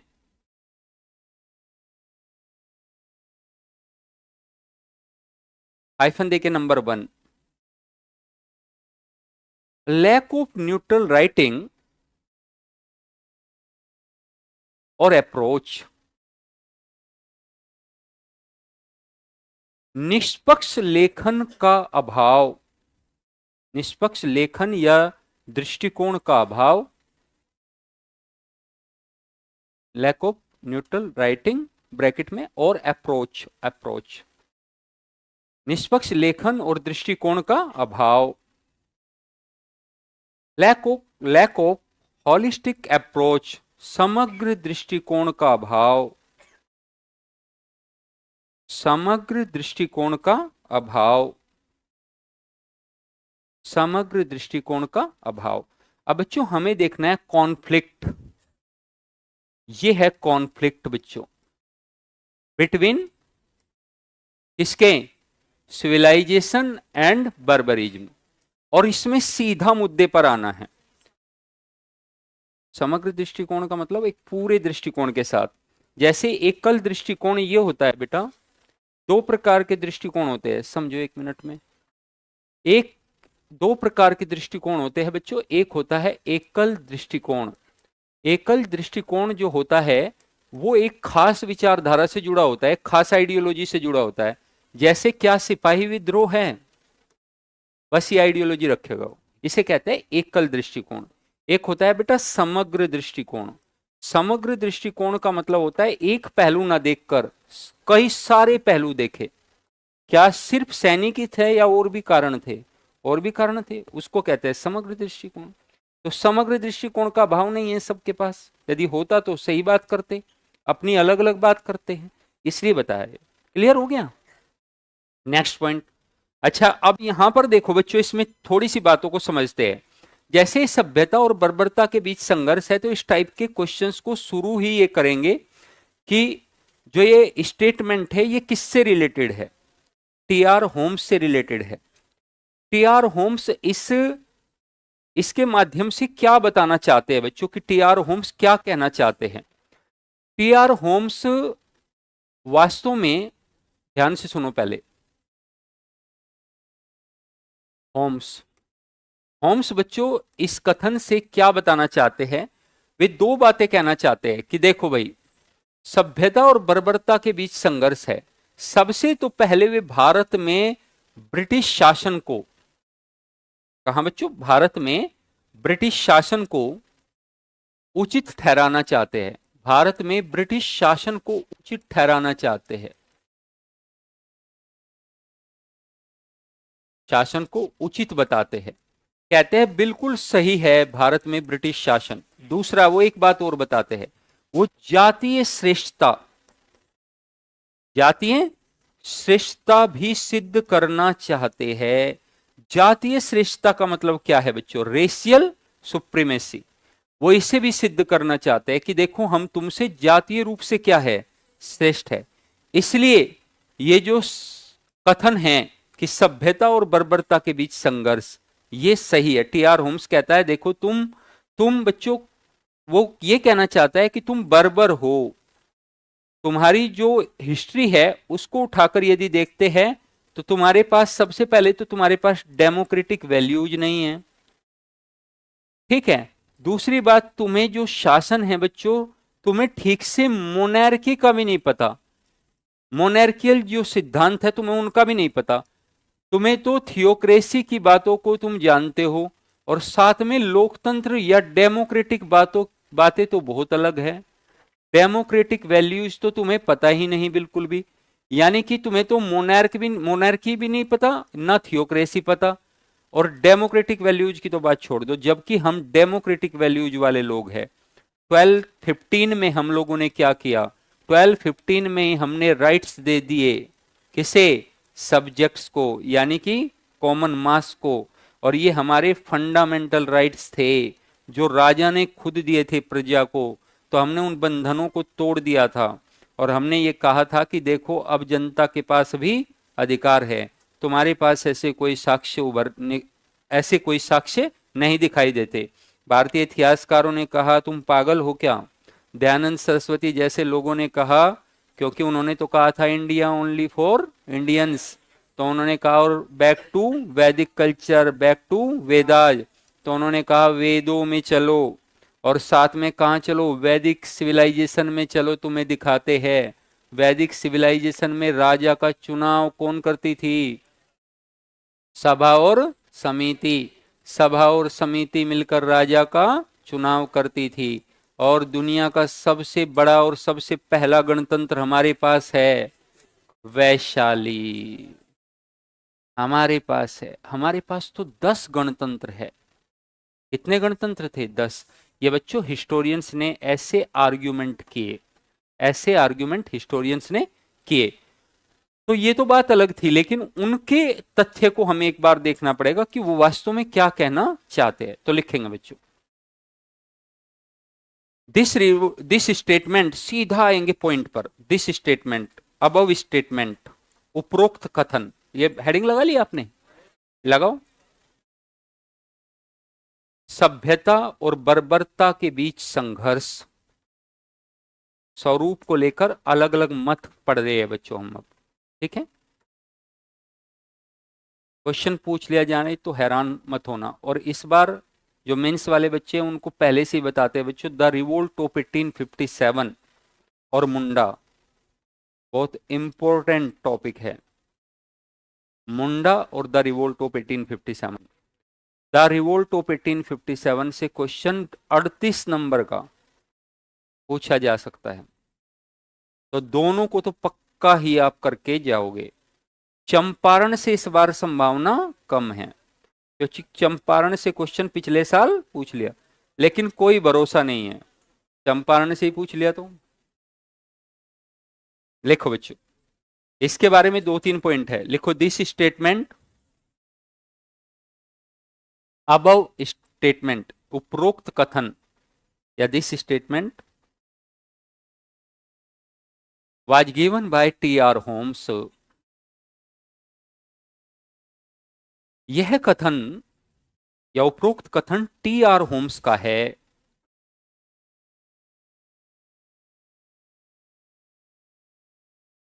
T R Holmes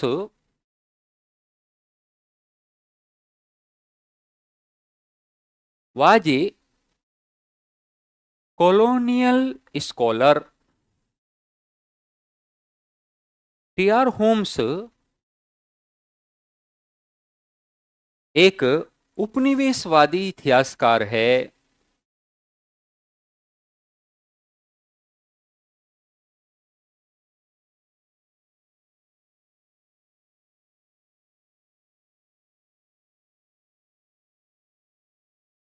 T R Holmes through this statement, T R Holmes या ही, through this statement indicate the racial supremacy of British,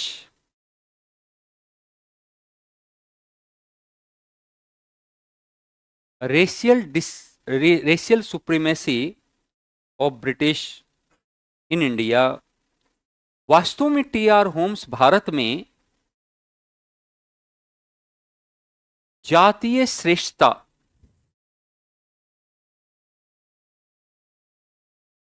सिद्ध करना चाहते हैं, जातीय श्रेष्ठता सिद्ध करना चाहते हैं।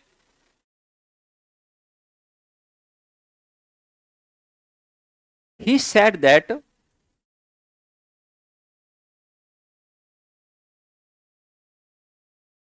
Indians had not the ideology of democratic values.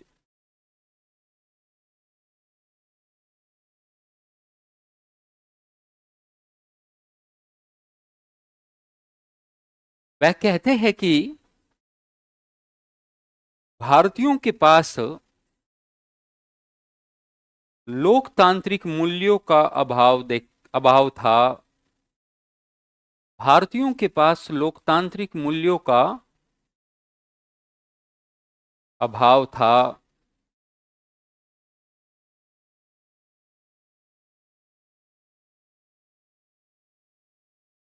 In India British rule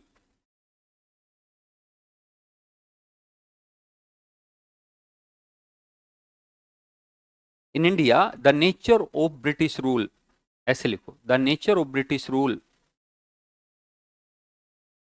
was very respecting. Bharat में ब्रिटिश शासन का स्वरूप सम्मानजनक रहा है।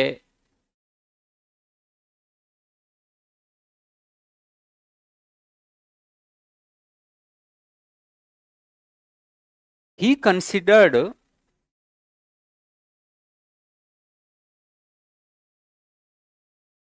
British civilized and supreme। वह ब्रिटिशों को सभ्य और सर्वोच्च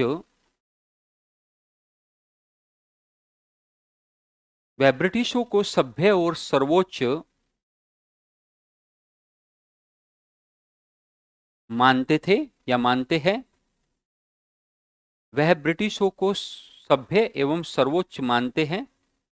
भारत में ब्रिटिशों को सभ्य और सर्वोच्च मानते हैं। नेक्स्ट पॉइंट लिखो, सो दैट, ऐसे लिखो, he said that in India British rule, so that in India British rule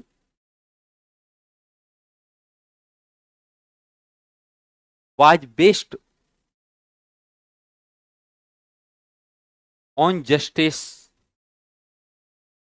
वह कहते हैं कि भारत में ब्रिटिश शासन न्याय पर आधारित था।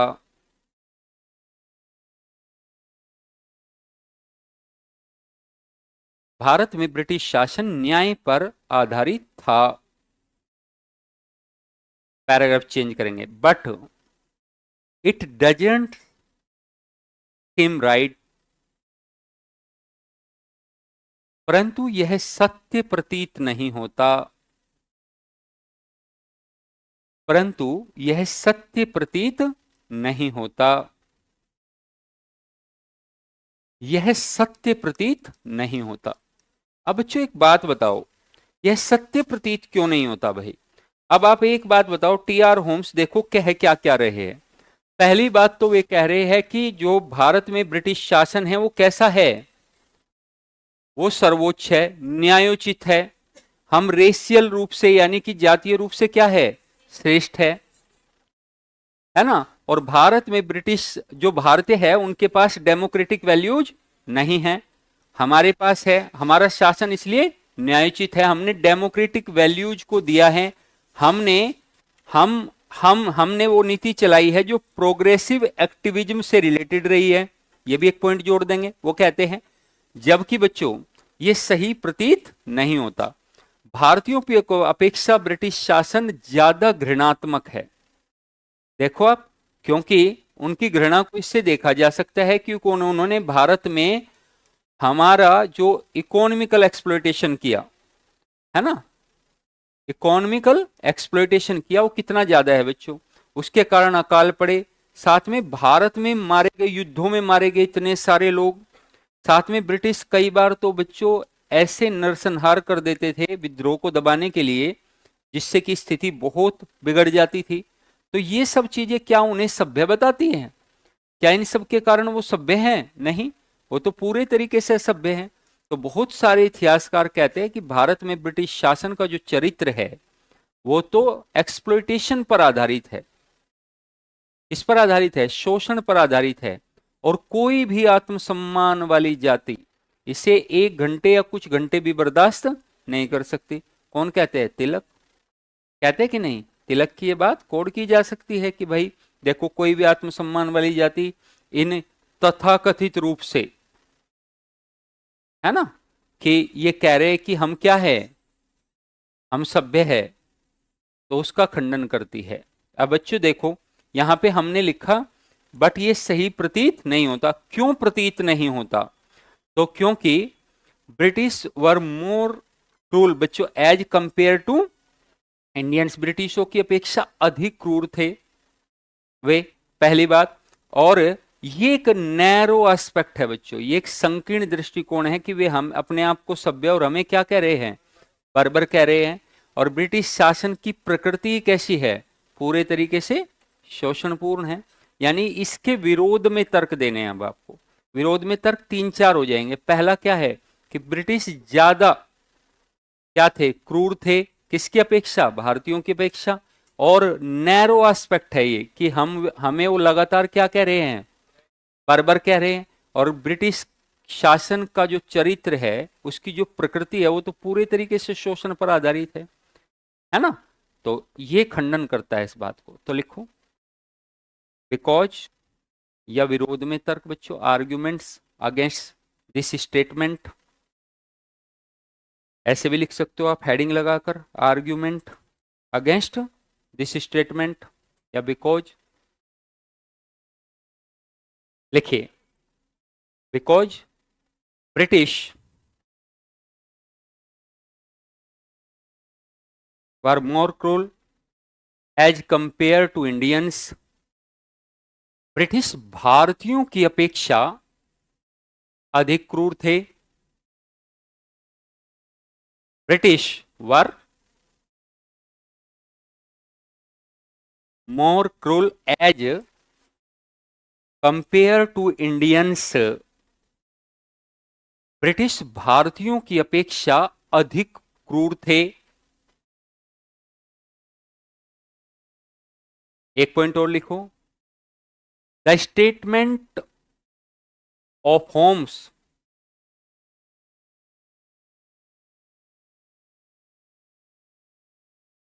was based on narrow aspect, Holmes का कथन संकीर्ण दृष्टिकोण पर, इज बेस्ड ऑन कर सकते, पर आधारित है, संकीर्ण दृष्टिकोण पर आधारित है।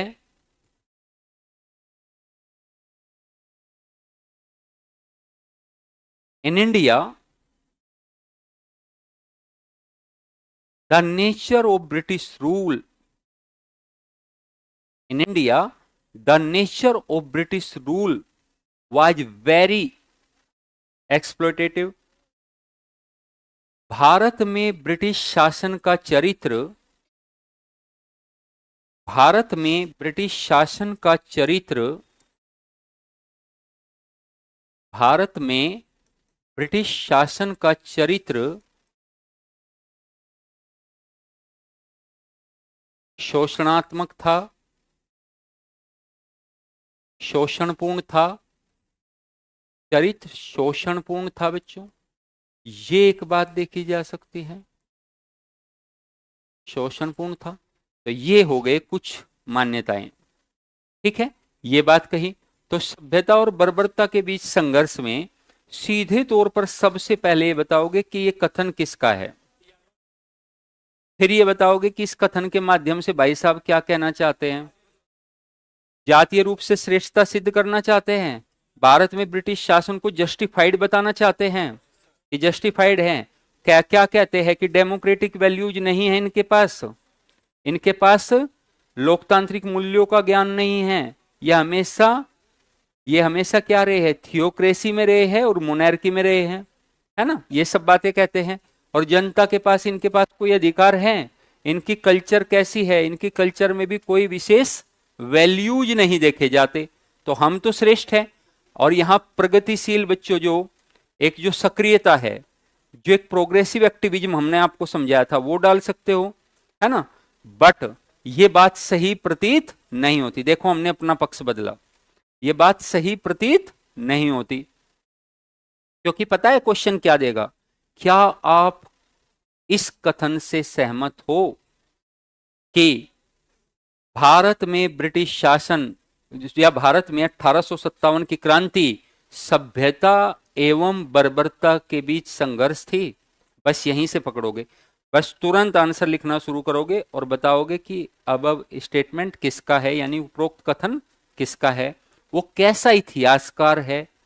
ठीक है, स्वरूप समझाया ना, इसीलिए समझाया, कैसा इतिहासकार है ना, नेशनलिस्ट है या फिर इंपीरियलिस्टिक है, तो बता दिया कि इंपीरियलिस्टिक है। फिर क्या बताना चाहता है इसके माध्यम से, तो ये बताना चाहता है। बट क्या हम सहमत है? नहीं। तो हम बताएंगे कि हम इस ये सही प्रतीत नहीं होता, हम सहमत नहीं हैं, और इसके विपक्ष में तर्क दोगे कि देखो भारत में ब्रिटिश शासन भारतीयों की अपेक्षा अधिक क्रूर है, मुगल एम्पायर की अपेक्षा लोग ज्यादा परेशान हैं बच्चों, यहां है या नहीं है?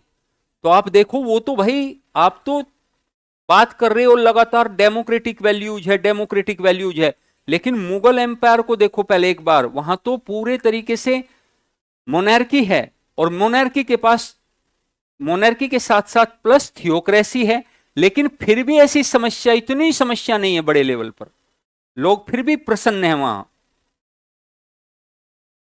फिर भी प्रसन्न है।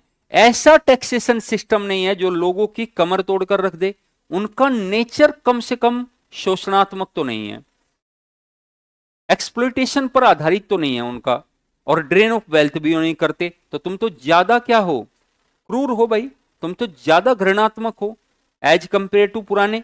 हम भी तो कहेंगे ना अपनी बात को, और ये सही है नहीं है, करके देखो। और दूसरा, तुम्हारा जो दृष्टिकोण है नैरो है, तुम ब्रॉड वे में देखना नहीं चाहते।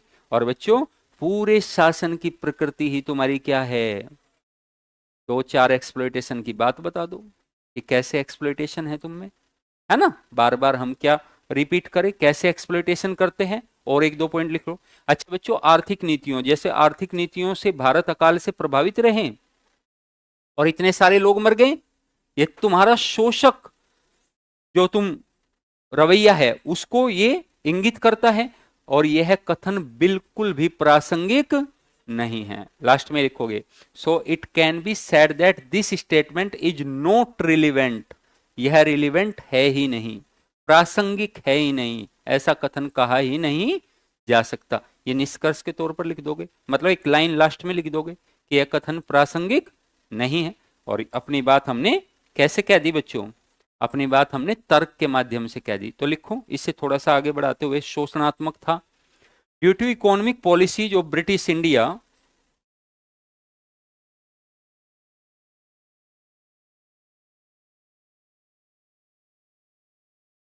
Due to economic policies of Britishers in India, या British India was affected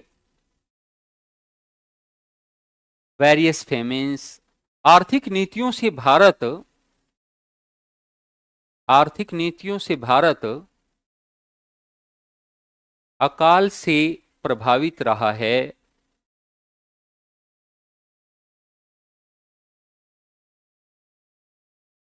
British India was affected various famines, आर्थिक नीतियों से, ब्रिटिश आर्थिक नीतियों से भारत अकाल से प्रभावित रहा है। अब बता दोगे कितने अकाल पड़े, कितने लोग मरे, तुमसे ज्यादा बर्बर कौन होगा भाई।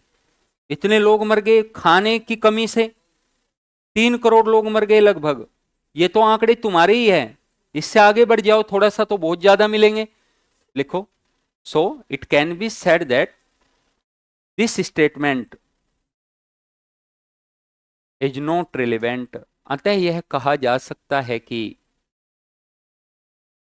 यह कथन प्रासंगिक नहीं है, अतः यह कहा जा सकता है कि यह कथन प्रासंगिक नहीं है। तो बच्चों, यह कथन प्रासंगिक नहीं है, बस दैट्स ऑल, इतना ही हमें लिखना है।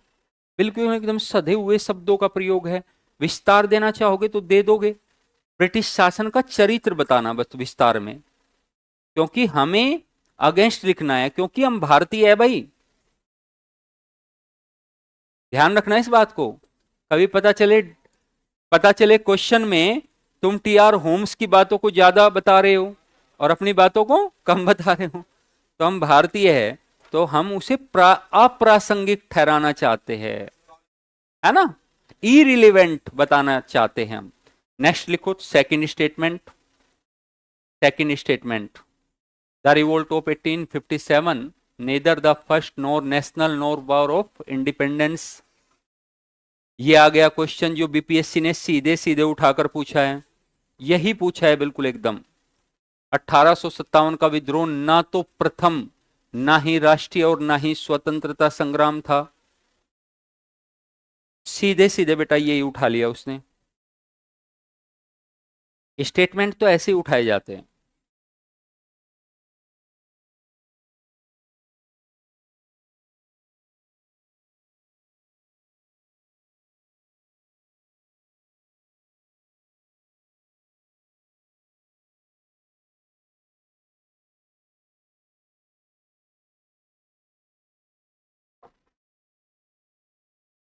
अब बेटा इसमें भी सबसे पहले क्या बताओगे, ये स्टेटमेंट है किसका? किसका है? आरसी मजूमदार का है। सबसे पहले ये बताओगे कि ये स्टेटमेंट आरसी मजूमदार का है। आरसी मजूमदार कौन है? एक इतिहासकार है, इंडियन स्कॉलर है। उनकी किताब देखते एक बार, दो किताबें लिखी बेटा उन्होंने। एक अभी तो बता रहे थे हम, एक सिपोय म्यूटिनी और एक द रिवोल्ट ऑफ 1857। दो किताबें लिखी बेटा उन्होंने। और इन किताबों के माध्यम से, द सिपोय म्यूटिनी के माध्यम से वो कहते हैं कि ज्यादातर केवल सिपाही विद्रोह लग रहा है। वो इस दृष्टिकोण को बताना चाहते हैं।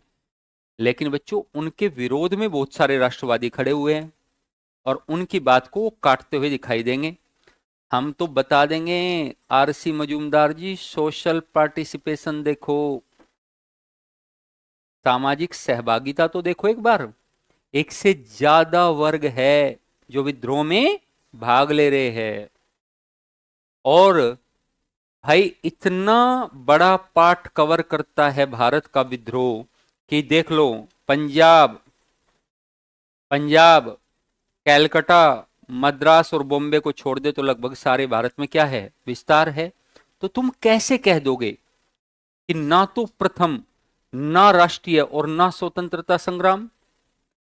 चलो माना कि हम एक बार ये मान ले कि पूर्ण रूप से राष्ट्रीय कहा भी नहीं जा सकता। थोड़ा सा समझते हैं एक बार, बस कुछ बातों को समझे। जब आप कहोगे बच्चों नेशनल रिवोल्ट है, राष्ट्रीय विद्रोह है, नेशनल रिवोल्ट है या नेशनल मूवमेंट है, विद्रोह है, तो आप बच्चों क्या कहोगे? अच्छा, इसके राष्ट्रीय होने की शर्त बच्चों क्या है? हाँ बिल्कुल सही बात। राष्ट्रीय होने की बात बच्चों ये है कि सबका उद्देश्य एक समान, यानी एक समान उद्देश्य हो। तीन बातें हैं बच्चों, बिल्कुल सही बात। एक समान उद्देश्य, एकता होनी चाहिए, यूनिटी होनी चाहिए और समन्वय होना चाहिए। और क्षेत्र कैसा होना चाहिए? व्यापक। क्षेत्र व्यापक होना चाहिए, यानी संपूर्ण भारत को कवर करता हो। और एक जैसी आइडियोलॉजी होनी चाहिए, एक जैसी विचारधारा होनी चाहिए। यदि ये तीन चीजें मेरे प्यारे बच्चों है तो इसका मतलब राष्ट्रीय है। ये माना बच्चों हमने कि एक जैसी विचारधारा नहीं है और एक जैसे उद्देश्य नहीं है, लेकिन क्षेत्र व्यापक है या नहीं है? क्षेत्र व्यापक है, क्षेत्र व्यापक है। और एक से ज्यादा वर्गों की भागीदारी है या नहीं है? समाज के सभी वर्गों की भागीदारी, एक और पॉइंट डाल सकते हैं, सभी वर्गों की भागीदारी। अब सभी वर्गों की भागीदारी में थोड़ा सा हमें बचकर बातें बोलनी पड़ेगी, सतर्क होकर। सॉरी, भागीदारी बच्चों, हमें थोड़ा सा बचकर बोलना पड़ेगा और हम ऐसे सधे हुए शब्दों का प्रयोग करेंगे माना कि सभी वर्गों की भागीदारी नहीं थी, परंतु अधिकांश वर्गों की भागीदारी थी, अधिकांश वर्गों की भागीदारी थी। तो हमें ऐसा कहना पड़ेगा। तो अब बच्चों इन्हें देखो, पहले सबसे पहले हमें ये कहेंगे कि स्टेटमेंट किसका है? फिर हम ये कहेंगे कि उनकी दो पुस्तकें हैं, वे इंडियन स्कॉलर है। हाँ बेटा, क्या बेटा? पाकिस्तान का कोई भी? हाँ, नहीं, पश्चिमोत्तर भारत जो है ना बेटा, वो बहुत ज्यादा पार्टिसिपेट नहीं करता, क्योंकि पंजाब वहां पर राजधानी के रूप में लाहौर था। और दूसरी बात, तुम्हें यहाँ क्वेश्चन अलग पूछना चाहिए था। तुम्हें पूछना चाहिए था कि सर मुस्लिम्स ने पार्टिसिपेशन किया या नहीं किया। था था बिल्कुल था। मुस्लिम्स का हिंदू मुस्लिम यूनिटी एक उनके लिए जी का जंजाल बन गई। ब्रिटिश के लिए हिंदू मुस्लिम यूनिटी क्या बन गई थी कि भाई ये तो हमारे लिए बहुत खतरनाक है। बट बेटा यदि पाकिस्तान की बात करें तो थोड़े बहुत क्षेत्रों को छोड़ दे, और कोई बड़े नेता की तो बात नहीं करेंगे, उन्होंने पार्टिसिपेट नहीं। हाँ, एज ए एरिया थोड़ा बहुत योगदान तो है, बट पूर्णता के वो भी सिंध वगैरह से थोड़ा बहुत योगदान है, लाहौर से नहीं, क्योंकि वो पंजाब से संबंधित था, कनेक्ट था। The capital of Punjab was Lahore, है ना, ड्यूरिंग द रेन ऑफ राजा रणजीत सिंह। जानते हो आप? तो राजा रणजीत सिंह में पंजाब पूरा कहां से लीड होता था? लाहौर से। तो इसलिए लाहौर तो पूरे तरीके से नहीं था, क्योंकि इस समय सिख किसके अंडर में चले गए थे? ब्रिटिश के अंडर में। पाकिस्तान के ज्यादातर क्षेत्र भी बेटा ब्रिटिश के अंदर आ गए थे, है ना। लेकिन हाँ, कुछ क्षेत्रों में छिटपुट घटनाएं देखने को मिली। लेकिन इसे इंगित क्यों नहीं करते? अब तुम्हारे मन में क्वेश्चन आ रहा होगा, है ना। तो बेटा इंगित तो कहीं भी नहीं करते हम पाकिस्तान को भारतीय इतिहास में, क्योंकि हमारे पास अपने वाला कम है क्या पढ़ने के लिए? उनका और ले लोगे तो सोचो हम क्यों पढ़े उनका, वो रिलेवेंट है? उससे कभी क्वेश्चन ना तो पूछा गया ना पूछा जाएगा, कभी नहीं पूछा जाएगा। ऐसा कोई क्वेश्चन पूछा गया उस समय लाहौर का राजा कौन था, उस समय सिंध का शासक कौन था, नहीं पूछा जाता। मध्यकाल में थोड़ा बहुत देख सकते हैं बस, वो भी थोड़ा बहुत, मतलब तो वो अपना खुद पढ़े, है ना।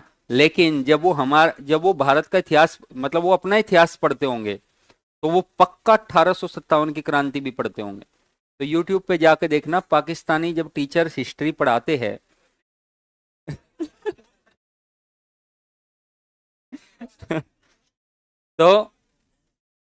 तो बच्चों पूरा बताते हैं, लेकिन वहां पर उनका एस्पेक्ट जैसे हमारा अलग रहता है, उनका अपनी तरफ झुकाव अलग रहता है, कि हमने भाग क्यों नहीं लिया, तो इसका कारण बताते हैं। वो इसका कारण बताते हैं, और वो भी डिटेल के साथ, है ना, कि परिस्थितियां नहीं थी, अपने आप को संतुष्ट करते हैं। हाँ, टीआर होम्स को भी सपोर्ट करते हुए दिखते हैं, बिल्कुल, ये बात है। लिखो, वो कुछ भी कह सकते हैं, वो टीआर होम्स को सपोर्ट क्या कर, ये भी करके ये भी कह सकते हैं कि देखो हम बर्बर भी थे। जबकि जो इंडियन हिस्टोरियंस है वो ऐसा कभी नहीं कह सकते बच्चों। हाँ, बर्बर का अर्थ तुम्हारा क्या है ये देखना पड़ेगा। और हम तो कहीं, तो लिखो बेटा, इसमें लिखे हम लोग, बस इसको समझ लेंगे। समझ में आ गया? दो पुस्तकें हैं, this statements indicate the traditional approach. अच्छा, हमने यहां पर आपको आज शुरू में ही बात करते हुए बताया था कि दो अप्रोच है, एक प्रोग्रेसिव, एक ट्रेडिशनल। ट्रेडिशनल अप्रोच ये है कि सिपाही विद्रोह ज्यादा है, उसी पर काम कर रहे हैं ये, है ना बच्चों। और आज का जो अप्रोच है बच्चों, है ना, तो वो ये कहता है कि पूरी बातों को खंगालो, पहले पहले पूरे कारणों को देखो, तब बताओ कि कैसा अप्रोच है। तो लिखे पहला पॉइंट। टाइम हो गया?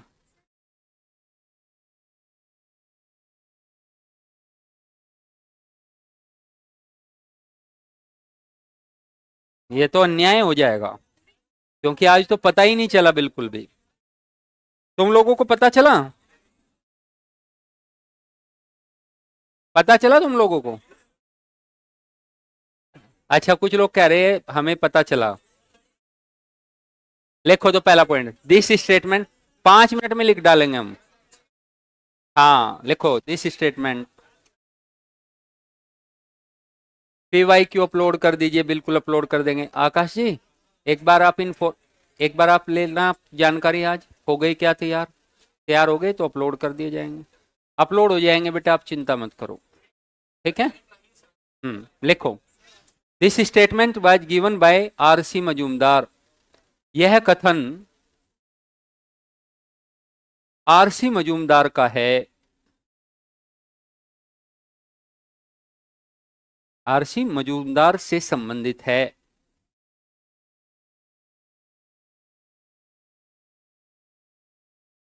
मजूमदार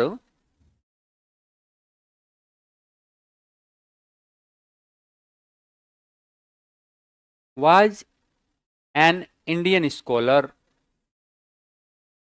मजूमदार एक भारतीय भारतीय इतिहासकार है। He wrote two famous texts on the revolt of 1857. He wrote two famous texts on the revolt of 1857. इन्होंने 1857 की क्रांति पर दो प्रसिद्ध पुस्तकें लिखी।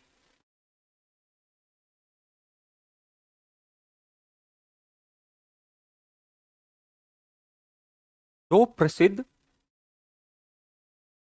पुस्तकें लिखी थी। दो प्रसिद्ध पुस्तकें लिखी थी।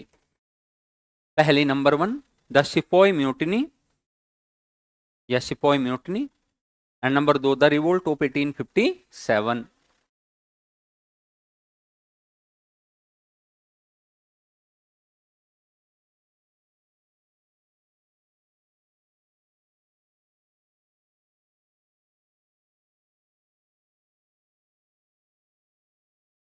This statement indicates the traditional approach. यह कथन वास्तव में एक परंपरागत दृष्टिकोण पर आधारित है। यह कथन वास्तव में एक परंपरागत दृष्टिकोण पर आधारित है। परंपरागत दृष्टिकोण पर आधारित है।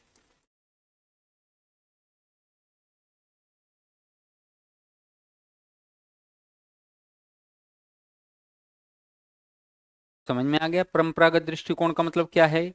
अगला पॉइंट लिखो। Next point, the Indians leaders. अच्छा, यहां पर एक हेडिंग लगाओ छोटा सा, Majumdar's argument in favour of the statements. Majumdar's arguments, Majumdar के 1857 की, सॉरी, मजूमदार के इस कथन के पक्ष में तर्क। मजूमदार के इस कथन के पक्ष में तर्क।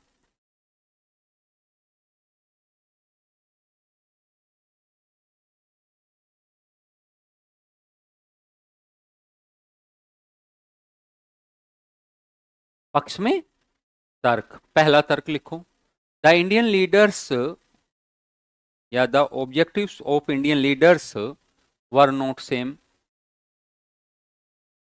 The objective of Indian leaders were not same. भारतीय नेताओं के उद्देश्य समान नहीं थे। भारतीय नेताओं के उद्देश्य समान नहीं थे। Number 2, this revolt was the product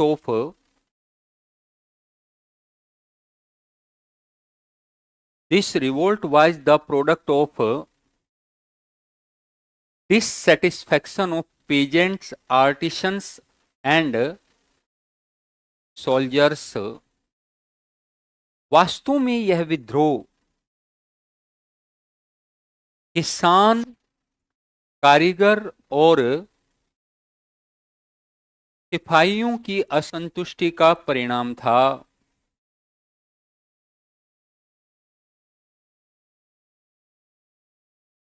So that it seems a sepoy mutiny, बताते हैं अभी। It seems a sepoy mutiny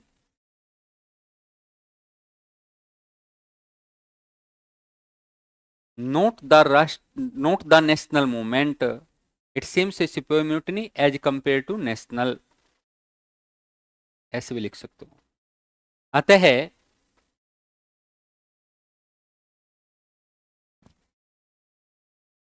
यह विद्रोह राष्ट्रीय की अपेक्षा सिपाही विद्रोह अधिक लगता है, अधिक लगता है। अभी बताएंगे ना, अभी पूरा नहीं हो, तो ये लगता है, ठीक है। और बच्चों साथ में वो ये भी कहते हैं, अब जैसे इन्होंने पूछा पहला क्वेश्चन कि सर जो पीजेंट्स है और जो सोल्जर्स है देखो क्या लिख रहा है कि पीजेंट, सोल्जर्स और आर्टिसंस का डिससेटिस्फेक्शन है, उनकी बस असंतुष्टि है, उनकी बस असंतुष्टि है, उनके पास कोई विचारधारा थोड़ी ना है, बस असंतुष्ट हो गए इसलिए विद्रोह कर दिया। अपने तर्कों पर मजबूत है वैसे तो, कि भाई डिससेटिस्फाइड हो गए और विद्रोह में कूद गए। अब जमींदारों की बात आती है तो नकारते हैं सीधे आरसी मजूमदार और कहते हैं कि बिल्कुल भी नहीं है। जमींदार को इक्का दुक्का जमींदारों को थोड़े ना आप कैलकुलेट करोगे, बड़ी संख्या में जमींदार, most of the zamindars, most of the zamindars तो किसके हक में थे? ब्रिटिश शासन के हक में थे। Most of the Indian rulers, most of the princely states were in favour of British rule, तो थे ही नहीं। तो आरसी मजूमदार कहते हैं कि ये बात है ही नहीं, ये है और ये भी बस डिससेटिस्फेक्शन से आ गए साथ, ये कोइंसिडेंस हो गया। ये वो कह रहे हैं, है ना, इसमें दम है या नहीं है वो बात अलग है, वो कह रहे हैं, वो तर्क देते हैं अपना, है ना, कि ऐसी बात है, बस डिससेटिस्फेक्शन है, उद्देश्य समान है ही नहीं इनके, बिल्कुल भी, बिल्कुल उद्देश्य समान नहीं है। दूसरी बात, सैनिक सबसे ज्यादा असंतुष्ट है। सैनिक क्या है? सबसे ज्यादा असंतुष्ट है। और राष्ट्रीय की अपेक्षा क्या लग रहा है? सिपाही विद्रोह लग रहा है ज्यादा, ये कहते हैं बच्चों। अच्छा, अब भारतीय लेकिन इसका उत्तर अपने तरीके से देंगे कि अच्छा तो फिर सोशल पार्टिसिपेशन क्यों था, एक से ज्यादा क्षेत्रों पर क्यों फैला था, इस पर भी तो विचार कर लो, इस पर भी तो विचार कर लो।